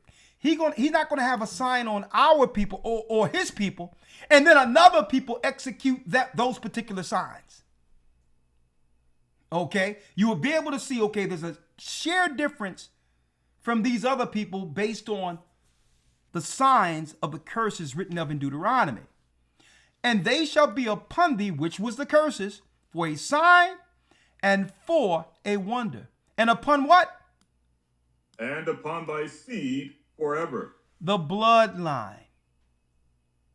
And upon thy seed forever. Now, we must ask the question, why don't they want to do DNA testing? I'll tell you why. If you're in the land, guess who bones been there for thousands of years that they can actually take an original specimen from to prove that they're the people? All the tombs of the Israelites and all that, and I have a whole book showing the archaeology that's still in play, that's still intact in our present time to prove that all those areas in the Bible existed, all the tombs are there in the same geography. They can get an original specimen, someone that was buried there for hundreds of years, if not thousands of years, and put it up against one of the people who came into Israel in 1948 to prove that they have the same genetics. This is why, what? It's against the law to do DNA testing there. Why? Because they can't control the narrative. Israel is a big place where the children of Israel, where the 12 tribes were. Somebody is going to happen on a burial ground and do their own testing and realize this is the same genetic makeup as those black people in America, those black people in Africa. So they put a lid on it. They put a lid on that DNA test, folks, because they can't control it. Somebody can now go to burial grounds and go to different places and dig things up and get their own original specimen to test. And if they did this, they would come up zero. You have something, Gadja? Yeah, man. I was saying that if you notice as well, at no point in time, at 0 point in time in this interview from this theologist or theologian, the word or the concept of spiritual Israel ever came up. It never came up. So this theology of being spiritually Israel. Oh yeah, he brought it up. Did he? I never heard Yeah. that. He stated. He asked, well, what about the spiritual Israel? Oh, I never heard that bit. Yeah. No, he was coming. He was unhinged. He was all over the place. Yeah, because that's a part of modern theology of talking about spiritual Israelites. He brought that up, but it was as he did that as to redirect the question. Okay, like a diversion. Okay, cool. So he brought it up. I never heard it. You with me? Because the only thing spiritual Israelites do, it's used to muddy the waters. Mm-hmm. Why is it that all the nations in the Bible, the only nation they're trying to make spiritual is Israel? Where's the spiritual Edomites or the spirit Ishmaelites? Why out of all the spiritual Ammonites? Why out of all the races in the book, they only want to try to make the children of Israel the spiritual ones? Why? So that they can stake claim to it, knowing they're not the physical people. If I'm the physical people who have the right to the land, if I'm going to have other people come in as some spiritual people who can take right to what the Most High have given me, that in of itself is a confession. That in of itself tells the people they know they're not the people. All the races in the Bible, and the only race you want to make spiritual are Israelites. Okay? But let's go back here now. Right? Now, elder lawyer. And they shall be upon thee for a sign, which is the curses, and for a wonder, and upon thy seed forever. Tucker asked a question. He asked, well, hold on. How do we know you're the people? Israelites were scattered all over the place. Yes. Now, let's go to the scattering, elder lawyer. Deuteronomy 28, verse 64. Yes, sir. Deuteronomy 28 and 64. And the Lord shall scatter thee among all people, from the one end of the earth, even unto the other, and there thou shalt serve other gods, which neither thou nor thy fathers have known, even wood and stone. So here's another sign, brothers and sisters. And the Lord shall scatter thee among all the people, from the one end of the earth unto the other, and there you shall serve other gods outside of the God of Israel. Right? Because now you're at the behest of who? The heathen nations who have been placed over you. Now we're being forced, or the Israelites are being forced here, to serve other people gods. Where now the nations must re-educate you. Right? Let's look at this re-education, which neither thou nor thy fathers have known. Even wood. Wood represents what? You got it. The Christian cross. And stone. Stone represents what? The Kaaba stone in Mecca. So our people would be dispersed throughout the earth and will be forced to serve predominantly under these two religions that have kept the children of Israel under subjection. Right? So here's the sign. Wood, the cross. Stone, the rock. That's a sign. Because I've found a phenomenon in the United States or in the Western world that I've not seen any other place on the earth having traveled throughout the earth. I've seen a phenomenon where in America, it's what? We have gotten used to all the different family members in the same household having separate beliefs. That's a phenomenon when you travel the earth. You're not going to have a Christian and Muslim living in the same house together. It doesn't exist. When I went to the Middle East, everybody in their household believed the same thing.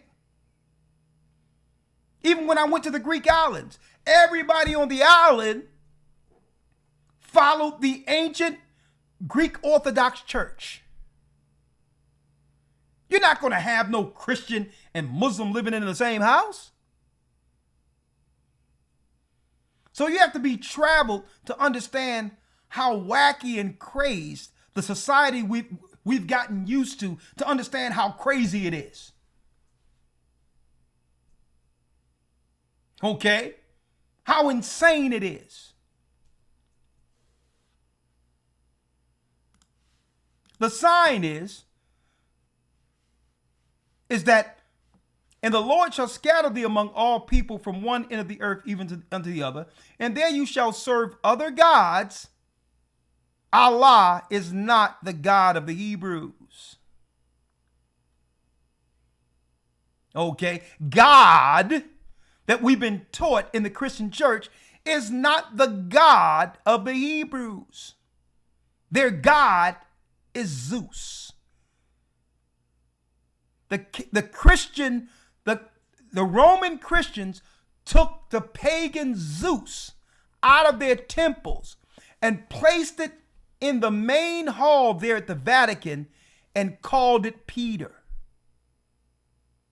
That St. Peter's Basilica isn't Peter at all when they go to kiss his feet. That's Zeus. Look it up. It made for an easy transition for the Roman pagans to hide their satanic paganism under what we call Christianity today. That's serving other gods, which neither thou nor thy fathers have known, even wood and stone. Now, this is a curse they really can't stake claim to. All right? They cannot stake claim to this particular curse right here. I don't care how they try to sideways it, try to debate it. If you are from the tribe of Israel or Judah, you had to have gone through this particular sign and or curse. And the Lord shall what? The Lord shall bring thee into Egypt again with ships. Egypt again with ships. So this is not speaking of what? Ancient Egypt, us going back into ancient Egypt. Okay? We could walk into Egypt from where we were. Okay? So this Egypt means bondage. It means bondage. The original name of this landmass was Mizraim. It was the Egyptians who seen some of the constructs we built. It was the Grecians who seen some of the constructs we built and renamed those areas Egypt based on the hard bondage that happened with the children of Israel serving there. It was the Grecians later who renamed that land Mizraim, Egypt. Again, so you're going to go into bondage a second time by the way of what? Ships. By the way of ships. Guess what? They couldn't twist this. They couldn't remix it. There's nothing they can do about this sign right here. So what they had to do was to create a scenario to say we were oppressed. We did this. We did that. Because they know they couldn't what? They couldn't get over Deuteronomy 28 and 68. So they had to come up with what? An atrocity to claim we've been oppressed, we've been this, and we've been that. But nothing compares into this. And they did that to do what? To do a bait and switch. Because if we look at, and the Lord shall bring thee into slaves, into Egypt, bondage again with ships, we have to now look into those who had the deeds to those ships. We have to look at to those who had what? The deeds to people as property and was selling us. Now, if you were the same people over the ports that were selling us, over the auction blocks and in the auctions that were selling us as property, owned the ships and gave the deeds and exchanged the deeds using us as property, you can't be the buyer and seller and the slaves too.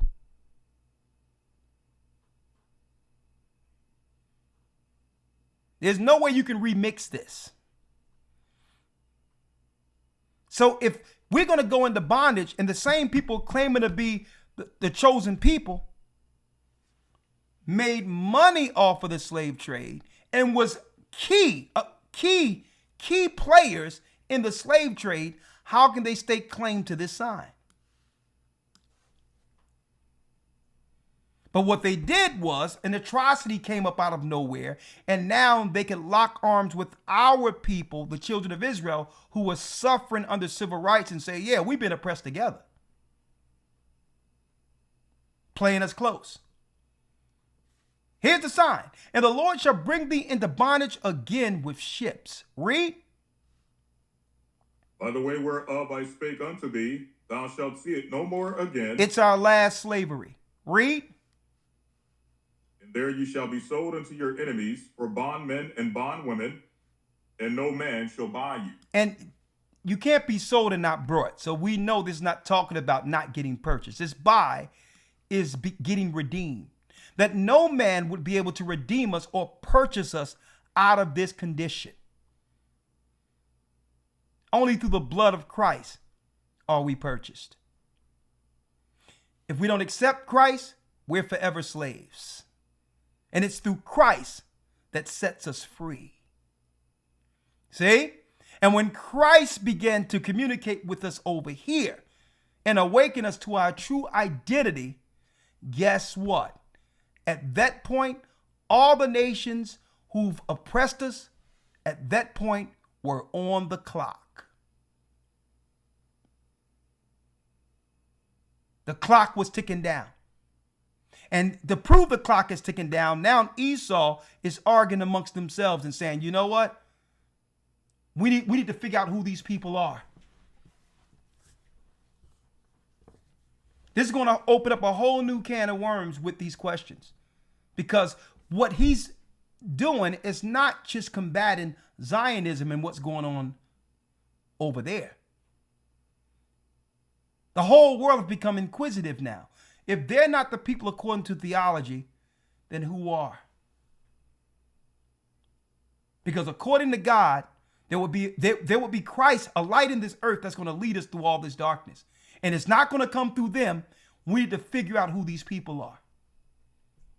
See? Now, let's talk about it now. Let's talk about it. Huh?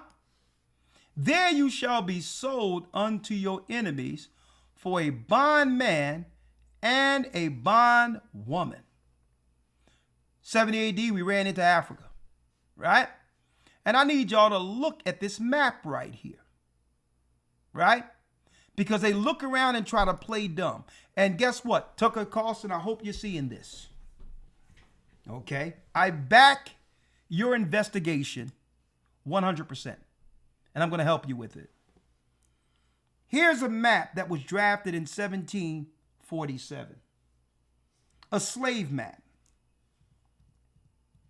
that was drafted in 1747. When what? It was called Negro land, right? Here is the slave coast from where our people, the black people, were sold from the Ivory Coast. And looky here. Tucker was asking, who are the people? Was he not? Wasn't Tucker asking, who are the people? Well, let's see if I can figure this out right here. Let me minimize it just a little bit. Negro land. And look at what we have here, brothers and sisters, from an original slave map. Right? An original slave map, right? Where it says proper. Let me get it here. Proper. Let me pull that up where it says proper.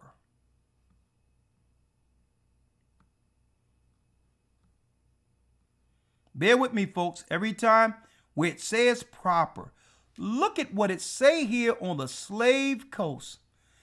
Does that not state that this is the kingdom of Judah? So you're going to try to claim that you didn't know who the black people were, who was brought from the slave coast, the Ivory Coast, according to Deuteronomy, according to a curse for disobeying the law. Now, these people were brought to the Caribbean. They were brought to the Americas, like you have the Benjamites in England right now. You mean to tell me that you didn't know that you were taking Judah into America? It's on your maps. Now, it so happens that Jews, well, white Jews, were buying and selling us into America. All due respect. They had the right to. It was a part of the curse. So if Tucker Carlson really want to have the answers to who that land belongs to, Tucker, do you really want the answer? And that map, Elder, just putting it out there, that map is a map of the kingdom of Benin. And Benin encompasses all of Nigeria, all of Ghana, all of Togo, all of that region, Cameroon, all of that region. Nigeria is a derivative of Negroland. It's nigger area, Nigeria. They remixed and recolonized the whole area. Do they really want to have this conversation? And that also debunks any theory that Jerusalem is anywhere south of where that is. That disperses that as well. That's an original map. That's a 1700 map. That's in the House of Congress right now. That map that you showed on it. You can look it up. Just give them the source, Ella, so people can go out there and don't think that we drew this map ourselves. No, all they gotta do is Google it yourself, folks. Google it. 1747 slave map. Slave map. It's an actual map they were utilizing.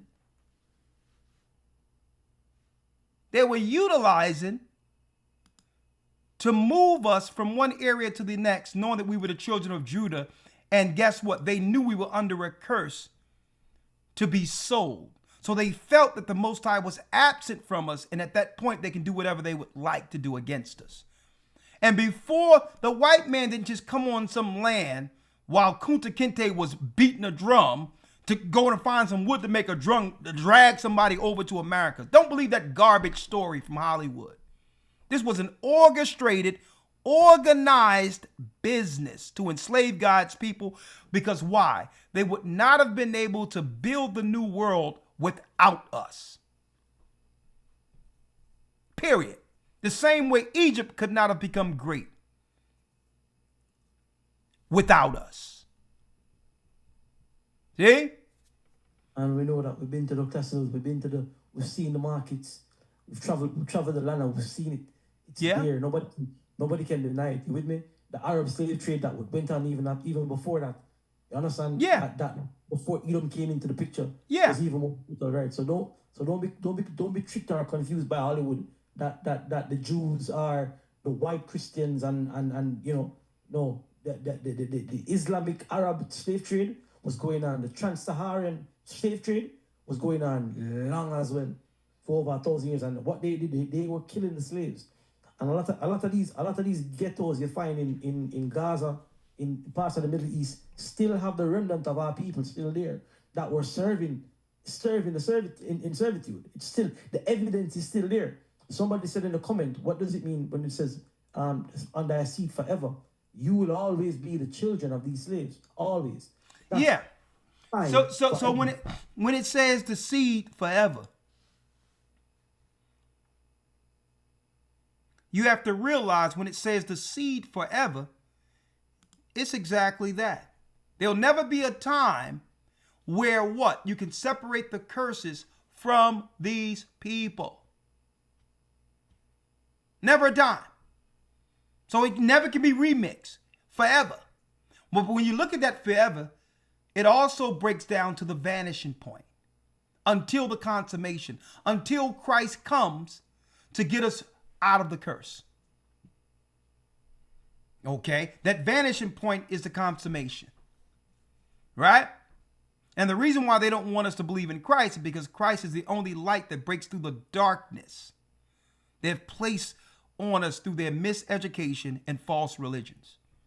Now, confirming what Gaja brought forth when it comes to the Arabs, they perfected the slavery model first. Okay?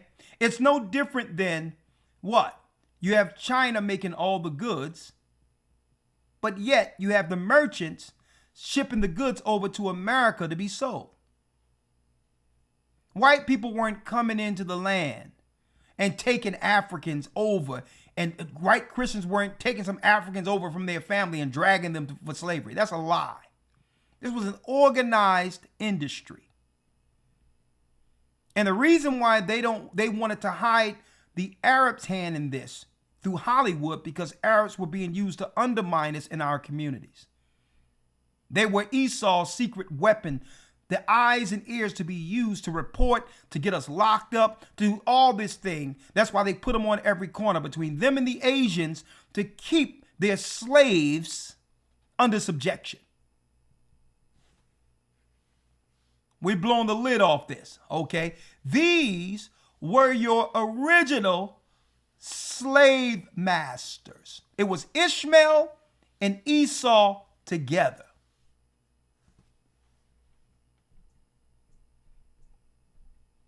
Outright. And they still work together till this day. You can't tell me that you are against Muslim jihadi and all this other crap. When every 2 times I look up, there's another mosque popping up in our communities. Either undermining our people in the UK, undermining our people in any place we are, they pop up and use as buffers to undermine our progress. All right? Now, why did they need Judah and the Israelites to build the new world? Okay? Don't believe that garbage that the white man discovered electricity with a kite and a key and a string. Try that out and see how much electricity you get. That's an insult to our intelligence, okay? There's always been electricity. Okay? Why did they need to take us from the Ivory Coast into the Americas? Great question. Well, from the book From Babylon to Timbuktu, it reads, the black Jews had an advantage over the African tribes. So when we came into different parts of Africa, some of the Hamites had a problem with us because why? Our ingenuity had us excel above the Hamitic and as well as the Shemitic Africans who are Arabs. We excelled above them. The black Jews had an advantage over the African tribes. They carried their culture. That's why there wouldn't be any culture in America if they didn't bring Israel here. We are the culture. I've seen Arabs. I've seen Asians who look at us close and have people working in their stores so they can understand what product to make next to sell to our people. If we make something fashionable, folks, I remember, folks, in the 80s and 90s, we would make our own jumpsuits and all that. Before Louis Vuitton and all of that, right? The whole suits with the letters on it and all that. We would make those ourselves in New York. And then Louis Vuitton copied the jumpsuits and took the fad. Don't tell me what I don't know. Louis Vuitton wasn't making whole jumpsuits with the letters on it. That was all us. And we was making it out of pleather. It wasn't even real leather. We would make it ourselves in New York and sell it all through the inner cities, and it was a thing.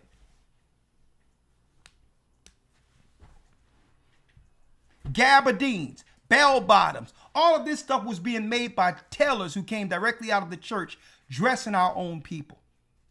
We have always been the culture. They'll see what the fad is, and next thing you know, some Asians or some Arabs are sitting around looking at how to package it to resell it to us. Right? The black Jews had an advantage over the African tribes. They carried their culture, history, laws, and written records with them. This assured them a constant precedent for the development of a higher social organization. And they started showing some ridiculous things on TV, showing flies around blacks and all this. Sally Struthers send 10 cents a day and all this crap. And every time we see Africans on TV, it's somebody with a bone in their nose and a string up their behind, running around booga booga booga with dirt on them. That was the Hollywood portrayal of how they were portraying us to make us believe that's what was going on in Africa. When there's nothing they have done that we didn't create in America. They could not have done it without the ingenuity of Israel. This assured them of a constant precedent for the development of a higher social organization. Because of the stability of the black Jew culture, the Jews, which we are, were not absorbed into the autochthonous population. In fact, the Jews absorbed some of the native tribes. We were teaching the other tribes what was going on and how to advance their technology and all of this. The Jews, which are the black Jews, made use of every opportunity. They were industrious and skillful people. In the Jew Ghanaian states were found kings, princes, governors, generals, secretaries, treasurers, revenue agents, judges, architects, engineers, doctors, historians, language interpreters, mathematicians, jewelers, sculptors, masons, carpenters, painters of art, goldsmiths, leather workers, potters, armorers, saddlers, blacksmiths, agriculturalists, etc. They had to put etc. there, or they would have ran out of paper. Now, why is this so important? Hence the reason why when they freed the slaves, they opened the borders for Irish people, for Roman people and others, because we were the only tradesmen that was able to advance America up to the point of when they opened the borders for immigrants. After they freed us, we would have held Esau over the barrel and say, listen, you must capitulate. You must do everything that's right by us, because without us, nothing runs. They were so dependent on slave labor that when what? The South was willing to die than to let us free, because it would have destroyed industry. We were their babysitters. We were their builders. We were their carpenters. All those great plantations. White people didn't build that stuff. Those plantations were built so right that they're standing till this day. We built all that. So because they didn't want to negotiate right with us and give us our just due, they opened up the borders and set up unions to make carpenters and all that and give them all the jobs, or we would have forced America into doing what was right by the slaves.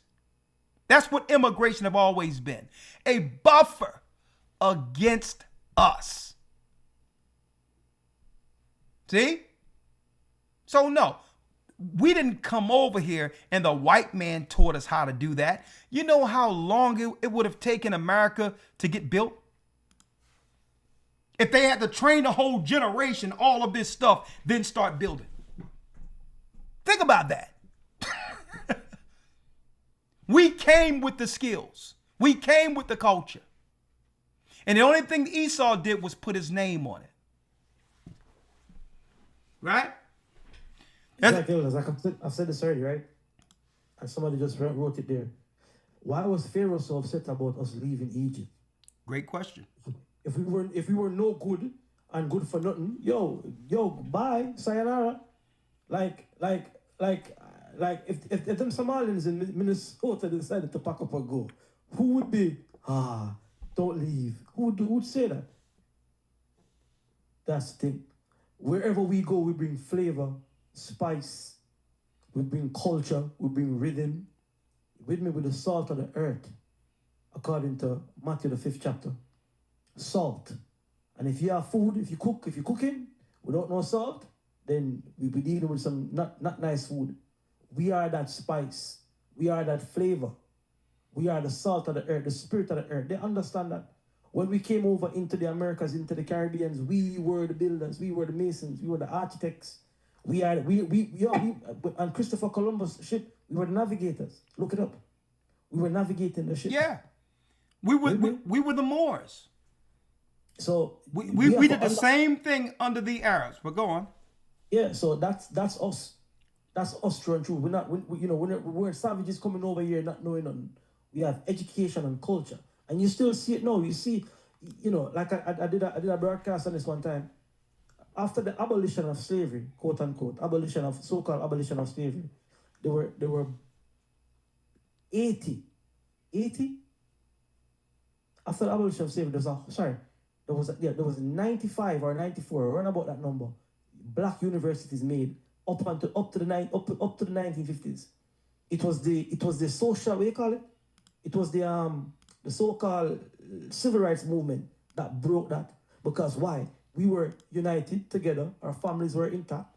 You understand me? We knew to some degree who our God was. We were getting back that knowledge, that information. That you understand? And they had to stop it. They had to get into it and go, yo, now man, you can't know that. You need to still believe Black History Month is about slave ships and you coming out, that's where your history starts. You don't know nothing else. Keep it right there. That's what that was. And they integrated a people that wasn't necessarily financially or socially capable into a people that was to destroy them. It was social engineering all along. So they did it in Egypt. You understand me? They cut the wages in Egypt, starved them out. You with me? And it's a tactic that they've been using all the way up, coming up to now that we're in right now. And we see the austerity is coming back. Why? Because the cat out the bag and the people are waking up back to who their God is. But the difference now is that when you start to call on your God, he's going to answer. And that's what they're afraid of. Yeah. You with me? That's what's going on.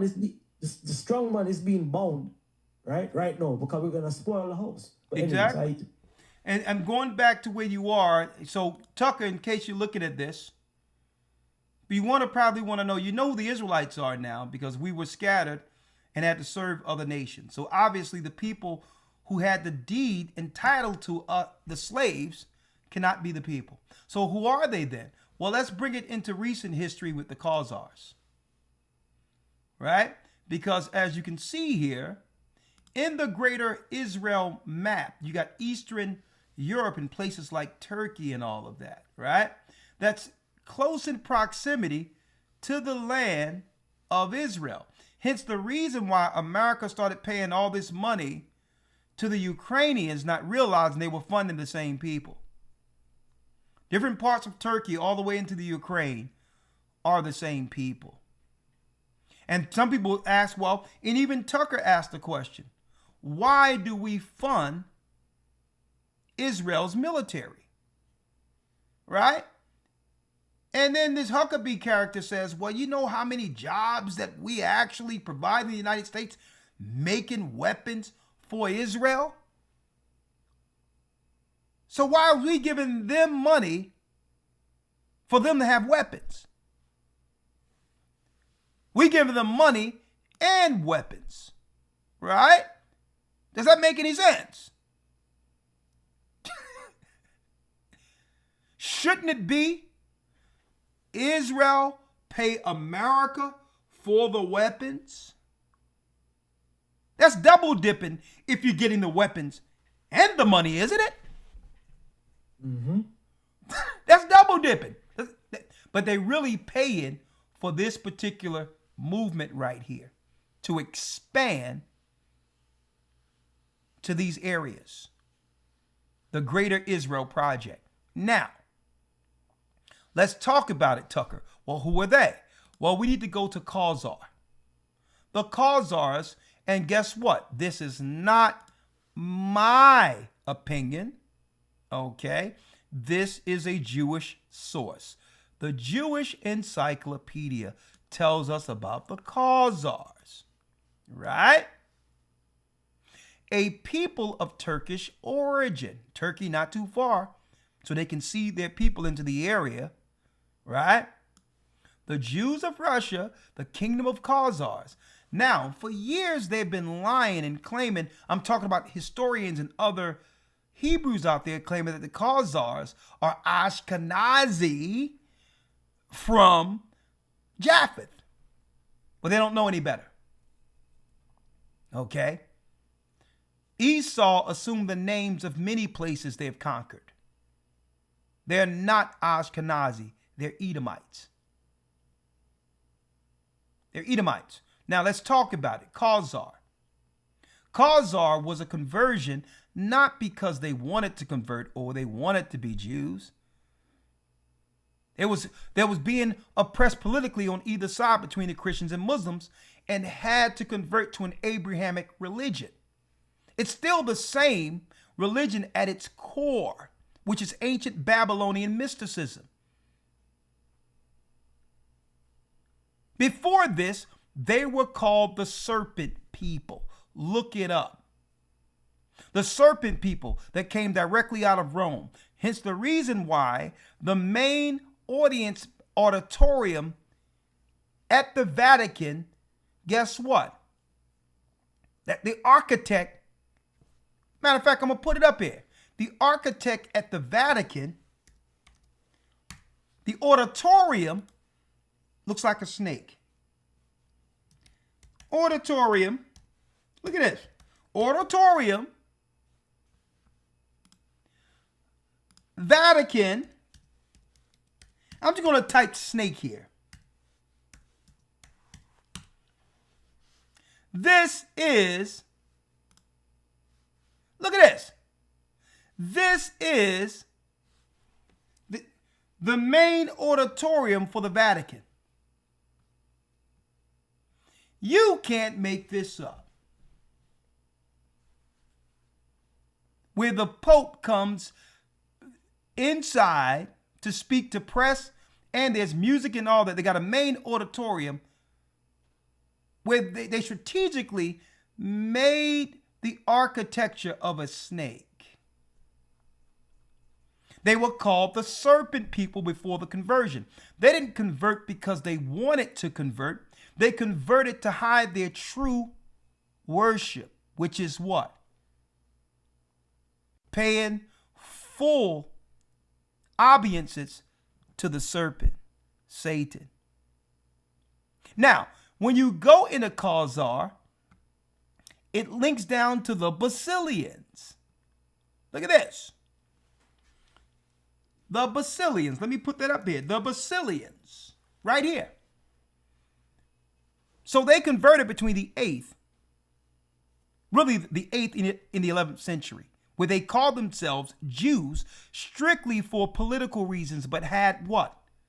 They had an objective outside of their religion that was being utilized as a cover.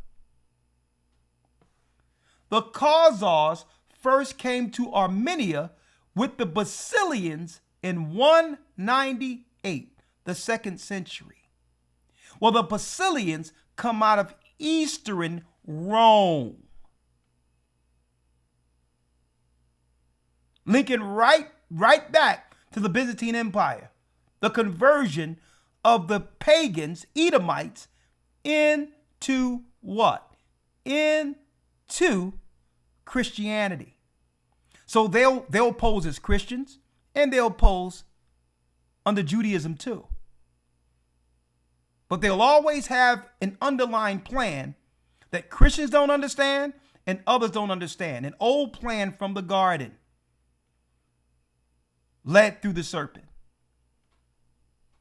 And the serpent will use these people against the chosen people, knowing that God's people are the only people on earth who can oppose them.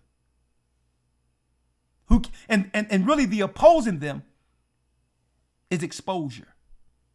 To shine a light on who they really are and what their true missions are in the earth. That's why they don't deal with Christians, because Christ shines a light on the God they serve, the serpent. So they didn't start off as the children of Japheth. They came in as the Romans.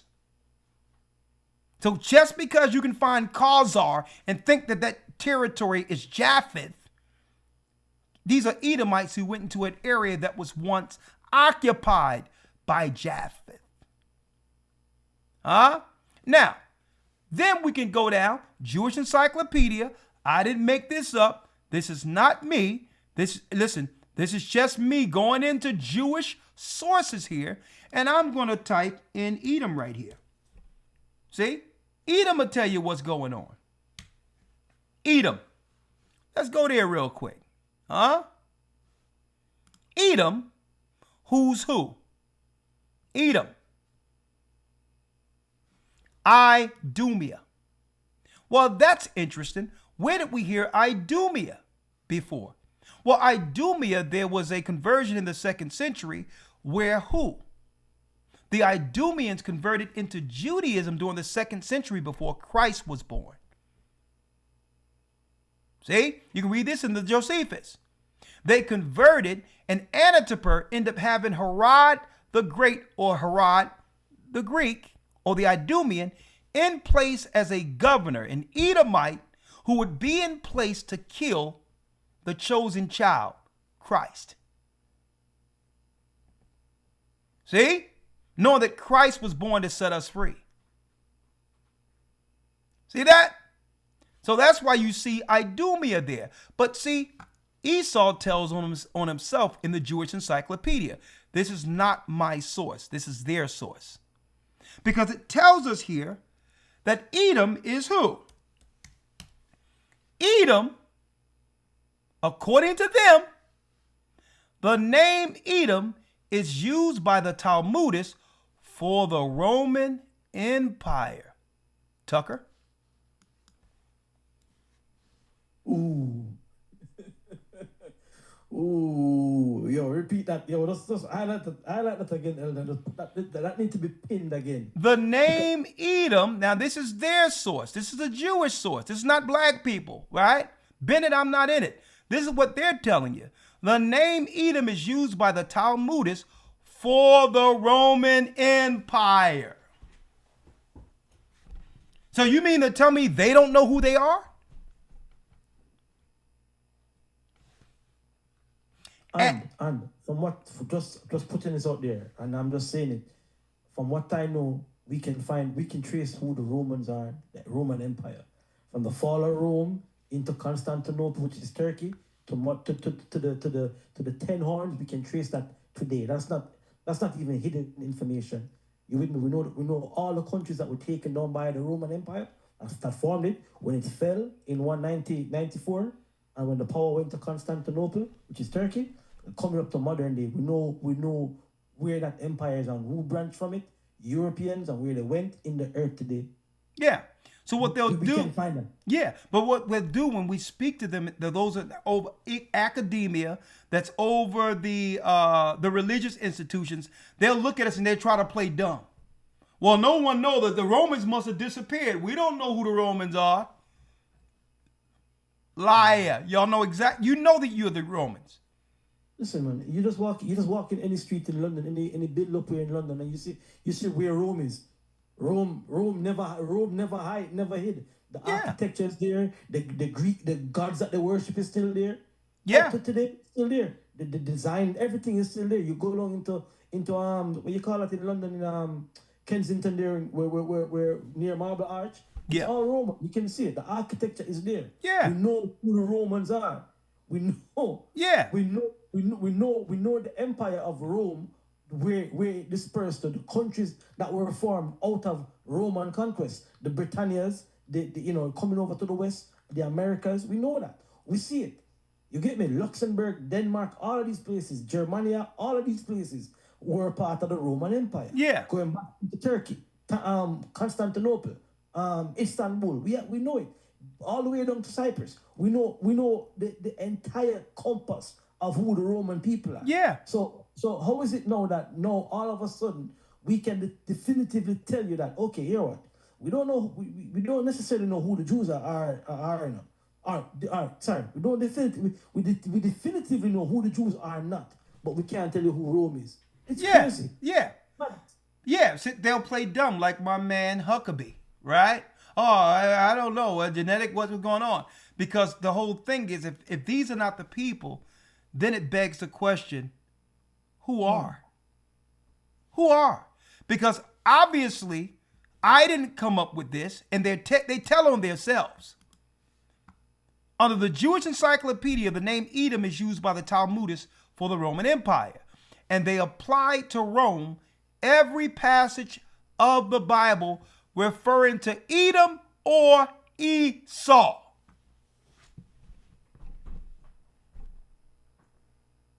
Hey,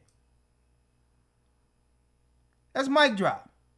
So listen, we can trace Edom from Mount Seir to the present places they reside today without missing any time. All their children. And guess who helped us? King James. King James and all of those historians, as well as interpreters who was with them, gave us a documented marker for all the tribes. Not just, I'm talking about for all the Gentile tribes, whether it be Ham, Shem, or Japheth. King James, a black man, wanted us to know who was Edom, knowing that they would hide themselves in jewelry. Now, this is the Jewish Encyclopedia. They identify themselves as Edom. But now, all of a sudden, Edom is talking now. What do I mean by that? Listen to this. Listen to this, elders. Listen to this.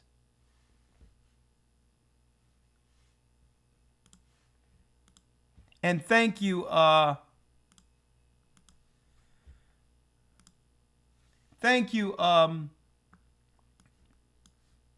AC, for meshing this up for me. All of a sudden, people are talking. I can't wait for my conversation this coming Friday, but let's do it. Fair use. A good day to correct some false teaching and lies that you've been told while sitting in church or even watching movies, reading books. Moses, chosen by God, given the 10 Commandments. Most of the laws are based on that today. Even your Constitution in America some of it is based on the 10 Commandments. Moses, born in Africa, raised by Africans. Moses was a Hebrew, an Israelite, and a black man. So many people are blinded. Hold up. Moses was a black man, but let's make sure we get this straight. Africa is a continent. Many countries there. So it's too ambiguous to call us Africans. All right? All ethnicities and races reside within Africa. We have to shed that label. We have to shed that label. And it's no insult to the greatness that was accomplished in Africa, going way back to Egypt. But it muddied the waters. It keeps the waters muddied. Okay? Like I showed earlier with the map. Let me go there again. If you want to go into Africa, then I have to show you a map. Right? I showed you earlier the map. The map showing the slave coast. And when you go to the slave coast right here, you have the kingdom of Judah. So it was Judah, Benjamin, and Levi who was taken into slavery. Africa is too big of a place just to say Moses was an African when there was no such name of Africa during that time of Moses. Okay? No. And I'm going to hit y'all with something. The original name of Africa isn't Leoscipius Africanus. Africa in the Josephus comes from one of the sons of Shem. It still links back to us being of what? Shem's bloodline. A lot of people don't know that. Abraham's bloodline was the first Africa that we read in Japheth.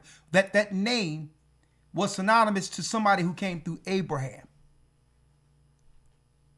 All right, let's make that clear. But then you go over here and you see the kingdom of Benin. Also, when you go up here, we see what? In the desert. Let me show you. It talks about what? It talks about the land of Seth in the parts of Africa. Seth was the son of Adam. Here's the map right here from what? This map was from 1747.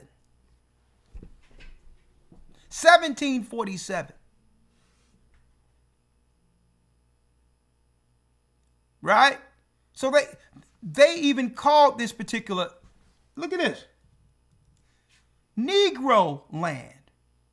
That's why under Jesse Jackson, they tried to rechange the name because we was black Negro, and they wanted to disconnect us from this land, this name, because Negro land connected directly to the slave coast.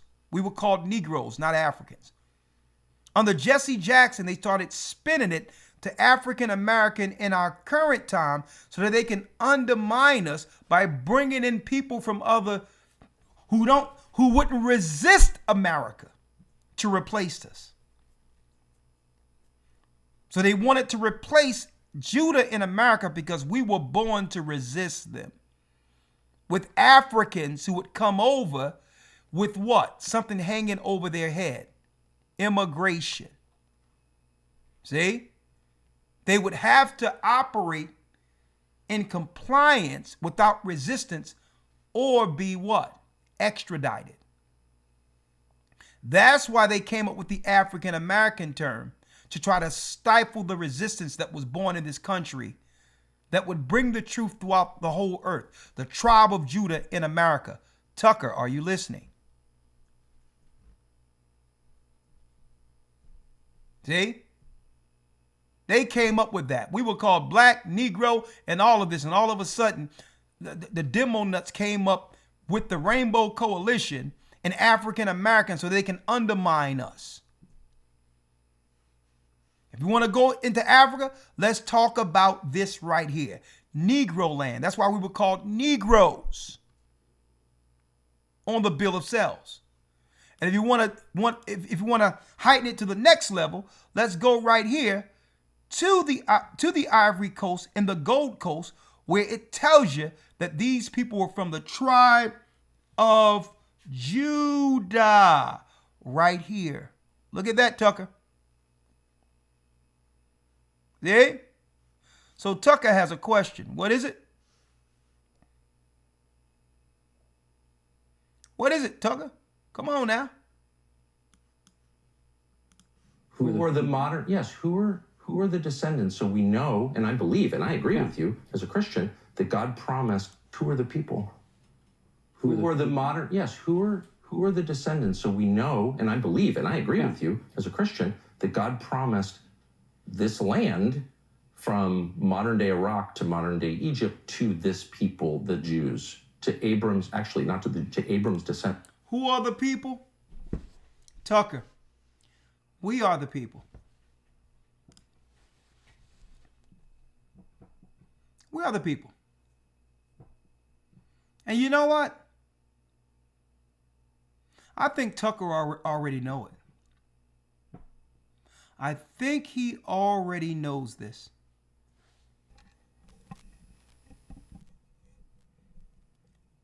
One thing about him is I can say this. Tucker Carlson genuinely loves America. Genuinely. And he's witnessing not black people, but white liberals tearing the morality, ripping the morality away from America. These are white liberals doing this.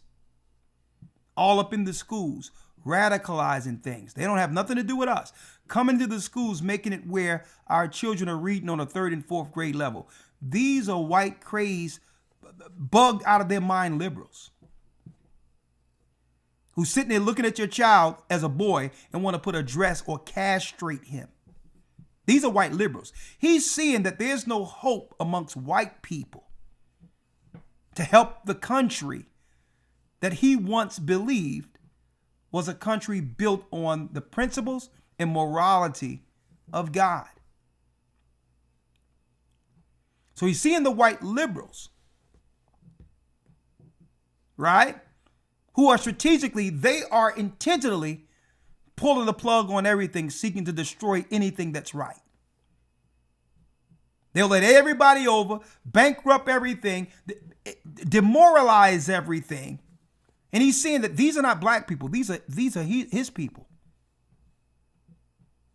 And he feel everything, all the hope that he thought existed in America slipping away. Not by the hand of black people, by his people. And then he's looking at the Christian right and saying, well, hold up with you all. This country is going to nothing. And my trust was in the Christian right, Mike Huckabee. And you're telling me that you stand more so for a foreign country of white Jews over a country that's sinking, that you claim to represent. So he see no hope with white liberals. He's lost hope with white conservatives. And it's only leading him into one place, one people who've been through all of this oppression, but still was able to have a spiritual light led through the Holy Spirit to persevere. The children of Israel is the only light in this earth out of this. And I think he knows this. I think he knows it. He's looking for answers genuinely. And what he's recognizing is that amongst white people, we have nothing to do with it, Elder Lawyer. There's a circular firing squad where they're taking each other out politically together. It's a circular firing squad spiritually that they're taking each other out at the public square. And we're just watching. We're just watching. Because I believe he genuinely wants to save America and see that there's no hope for it. How can you have hope when the people that you thought that you bled for to have this country, like crazed white liberals, are seeking to destroy your own children, miseducate them, change their gender and all of this. And black people don't have nothing to do with this. Black people have nothing to do with this. Opening up the borders and all these others, all these crazed satanic rituals we're hearing about, we don't have nothing to do with this stuff. People will say, well, okay, Diddy, Jay-Z, who opened the door to let them into the party? Who opened the door? Who introduced the ritualistic life to Jay-Z and Diddy, if you want to just talk about them? And how much power they have. So he's seeking hope from amongst his people. And who he thought was the chosen people, he found out that they're not.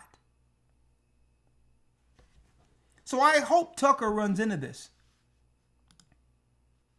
Hope he does. And have what? An honest conversation with the people you're looking for. The chosen. Blinded to the scriptures, blinded to historical truth, and they're led by their heartstrings, but it's not actually fact. One of those things, again, that people have been led for so many years as thinking that the Ashkenazi are in fact descendants of Shem, and we've discovered that the Ashkenazi are in fact the synagogue of Satan. They're the descendants of Japheth. They're Turkic Mongols from the Khazarian region that converted to Judaism in the... And that's why I went into the scriptures on the Khazars first, because a lot of other nations are on to it. They know that these people are not the people, but they're still caught up with false history. That's why I wanted to point this guy out. It's true that the people in Israel today are not from the bloodline, but they're not Japheth at all. They're not Japheth.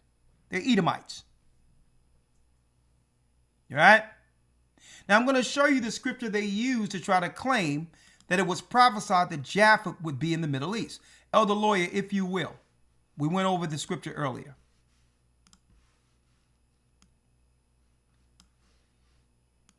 Now I'm going to continue this whole thing this coming Friday with Who is a Jew discussion and a discourse on X or Twitter at 2 p.m. Friday. And we're going to open up the floodgates. They're going to have many people coming in and challenging us. And I'm sure we're going to have some arrogant, quote unquote, Europeans who want to come in and try to show us that we're going to put these lowly black people in their place. But they're in for a rude awakening. Okay? Right? I'm going to have all my books around me. My Bible's going to be here. I'm going to be ready with the swords sharpened. Right? Elder Lawyer, let's get it. Genesis chapter 20 or Genesis chapter 9, verse number 26. Genesis 9:26. First of all, they'll go into Ashkenazi Japheth in Genesis 10 because it says Ashkenazi there. But you can't do that. And because of location, white people live in Europe, they must be Japheth. No. White people are in America now. Were they the original Americans? But Elder, just dropping this out there. Yeah. If you are Ashkenazi, you cannot be a Jew. It's an impossibility. Jews came from Shem. Ashkenaz is Japheth. So you can't, it's an oxymoron. That doesn't exist. Just anybody, it's a different bloodline. You cannot be. Yeah, it's a different bloodline, but what they're saying is if they're Ashkenazi, they can't be Jews through bloodline. That's what they're bringing, not realizing it should be Edom in place of Japheth. They're saying because they're Ashkenazi, they can't be Israel. Yeah, but that anybody saying that's just unlearned. What's it called?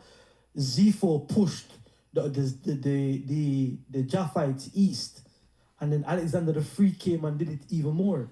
So when you look at the people in north of China, the Mongolians, those are the original Japhetic people. That's why they're right there. They were pushed east by Zepho first, and then Alexander the Freak. The Greek did it after. It pushed them east. You're right. So, but a lot of people are still dealing with the Japheth theory. Why? Right. Because Esau is the invisible man.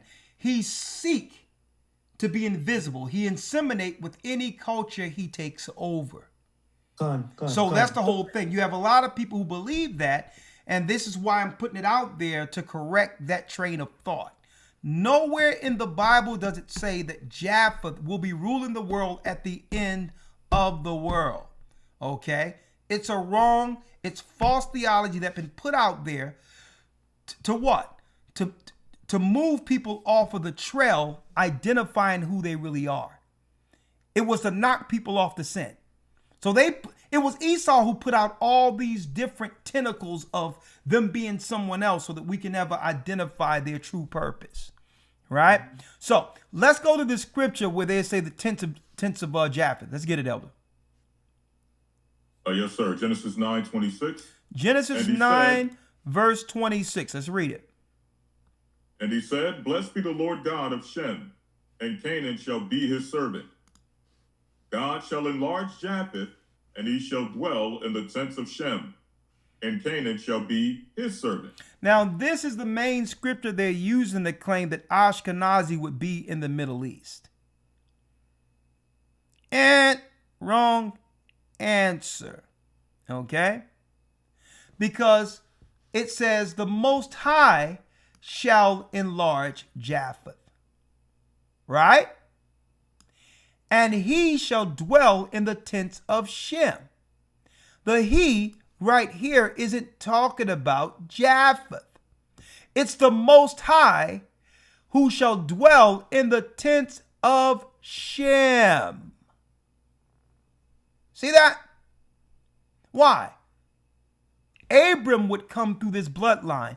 Moses would come through Shem. The Most High would continually dwell in the seed of Abraham. Christ would come through Shem. Christ will come through Shem. Exactly. The 12 tribes would come through Shem.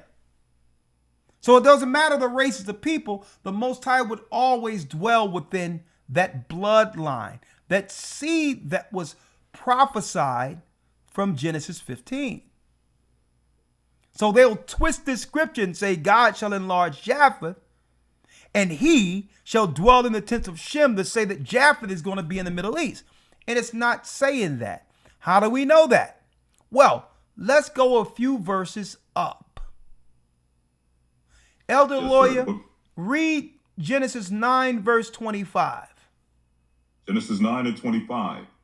And he said, Cursed be Canaan, a servant of servants shall he be unto his brethren. A servant of servants shall Canaan be to his brethren. Read. And he said, Blessed be the Lord God of Shem, and Canaan shall be his servant. So Canaan will be whose servant? Shem. See that? So they'll jump right to 27, not even understanding. It's not talking about Japheth dwelling in the Middle East. They use this because they don't know that the European, the people who say they're Jews today, are actually Edomites. So they'll jump straight to 27 and just ignore the context. The context is that Canaan will serve Shem. See? Read 27. God shall enlarge Japheth. So he shall enlarge Japheth. That means Japheth will multiply. That's what the Most High is going to do to Japheth. Like you see China today. Like you see the Asians. They're everywhere. Read. And he shall dwell in the tents of Shem. And the Most High shall dwell in the tents of Shem. Read. And Canaan shall be his servant. Just re-emphasizing the 25th verse. And the 26th verse. They'll look at this Japheth and say, well, this is the Jewish people in the Middle East, Ashkenazi. And wrong answer. See that? Now, there's more that I had unpacked for this, but there's so much information that we can dive into. But don't forget to be in that next academy. I'm going to open up for calls for those who like to come in, as well as those who like to come in through Zoom. We're going to have what? Bible, history, and chronology for the next academy. You don't want to miss the next academy. We're going into serious prophecy, brand new groundbreaking information with the secrets of the times, where guess what? All the times have been resolved. A lot of people have been looking at our calendar and say, well, hold up. And it's been said to us, hey, with each year, it's slipping backward, right? The Most High have already given us the resolve. And it's within the 364. I'm going to put it out there now, but we're going to teach it later. Huh? The Most High is showing serious revelation right now. We got something great coming. We'll be in the Bronx this coming Saturday to visit the New York church. We got groundbreaking news to break at the Passover. Okay? Make sure you're in the next academy. You don't want to miss the next academy. Again, let me pull this up. Again, Bible chronology. We're going to go to historytimes.org to enroll. Bible chronology, the church fathers, Israel's prophecies, the fall and rise of Israel, the lost books. We're going to go into those and show you what books you should go in and which one you should avoid, which are plagiarism. Also, we're going to go into a brand new updated Secret of the Times, an all-scholar academy from Noah to Moses to Christ, showing the prophecies from Noah, Moses to Christ. A great lesson that we're going to have for the academy, and more lessons that we're going to actually come up with before the next academy, okay? You don't want to miss this high prophecy. We'll still probably go into the weeks of Daniel. That's another lesson we probably bring up from a scholarly standpoint. And brothers and sisters, it's time for you to learn your book. Obviously, we have to learn the book. Look who they have out there teaching us. Right? Again, I'd like to reemphasize, again, you can get with this or you can get with that. Check out this so-called knowledgeable pastor. We're just going to give it about 3 minutes, and then we're going to open it up and give the elders the last word, and then we'll open it up for those who like to come in. Right? Go ahead, Tucker, ask him. Who are the people? Who are the modern? Yes, who are the descendants? So we know, and I believe, and I agree with you as a Christian, that God promised this land from modern day Iraq to modern day Egypt to this people, the Jews, to Abram's, actually not to Abram's descendants, as it says in Genesis 15. Who are his descendants now, and how do we know who they are? I think they're the Jews, and we know who they are because they've always been a Jewish people. There has been an unbroken line of Jewish people, and they've lived in this land for 3,800 years. Sometimes not very many of them, because they were chased out all over the world. They were hunted down. They were almost annihilated during the Holocaust. They came back. To this day, Tucker, they represent, you know how many Jews there are in the whole world? Please, No, I understand. First of all, the greatest genocide of Jews no one ever mentions was by the Romans, where they were literally banned from Jerusalem for 500 years. Yeah, of course. And it's all awful. And I'm opposed to all of that. I'm opposed to... And that happened to us, y'all. The 70 AD, the biggest atrocity is what the Romans did against us. 70 AD. That's how we ran into Africa, running from Roman persecution and slavery, and ended up here in America. Mass killing of anybody, period. I'm opposed to hear you say that. I mean it. Yeah. And I hope I believe that. I believe that. My question is, and it's not a bumper sticker answer, it's a sincere answer, how do we know? Because what you're saying is that certain people have a title to a highly contested region. They own it in some deep sense. So I think it's fair to ask, who are they and how do we know? So the current prime minister's ancestors weren't from here within recorded history. He has no deed. Bibi Netanyahu, on one side, his family's from Poland. They're from Eastern Europe. So how do we know that he has a connection to the people who God promised the land to, Abram's descendants? How do we know that? Well, if you take the genealogies that come not only from the Old but the New Testament, you see that there is a historical connection through the entirety of the Old and the New Testament that details the Jewish connection to this land. Does that include Bibi's family? How do we know that if his family if they were here, scattered? But how do we know it's the same people? No, why is that crazy? If you say to me, if they speak the same language, if they worship the same God, if they follow the same Bible, if they follow the same cultures and traditions, and they always pray next year in Jerusalem, and they pray for the peace of Jerusalem, and they pray facing toward Jerusalem, does that not give you a little bit of a clue as to who they are? Let's go through those things, because I would like to have a rational conversation. This is the conversation I've wanted. Bless. The clues is Deuteronomy 28. They go to clues, the signs.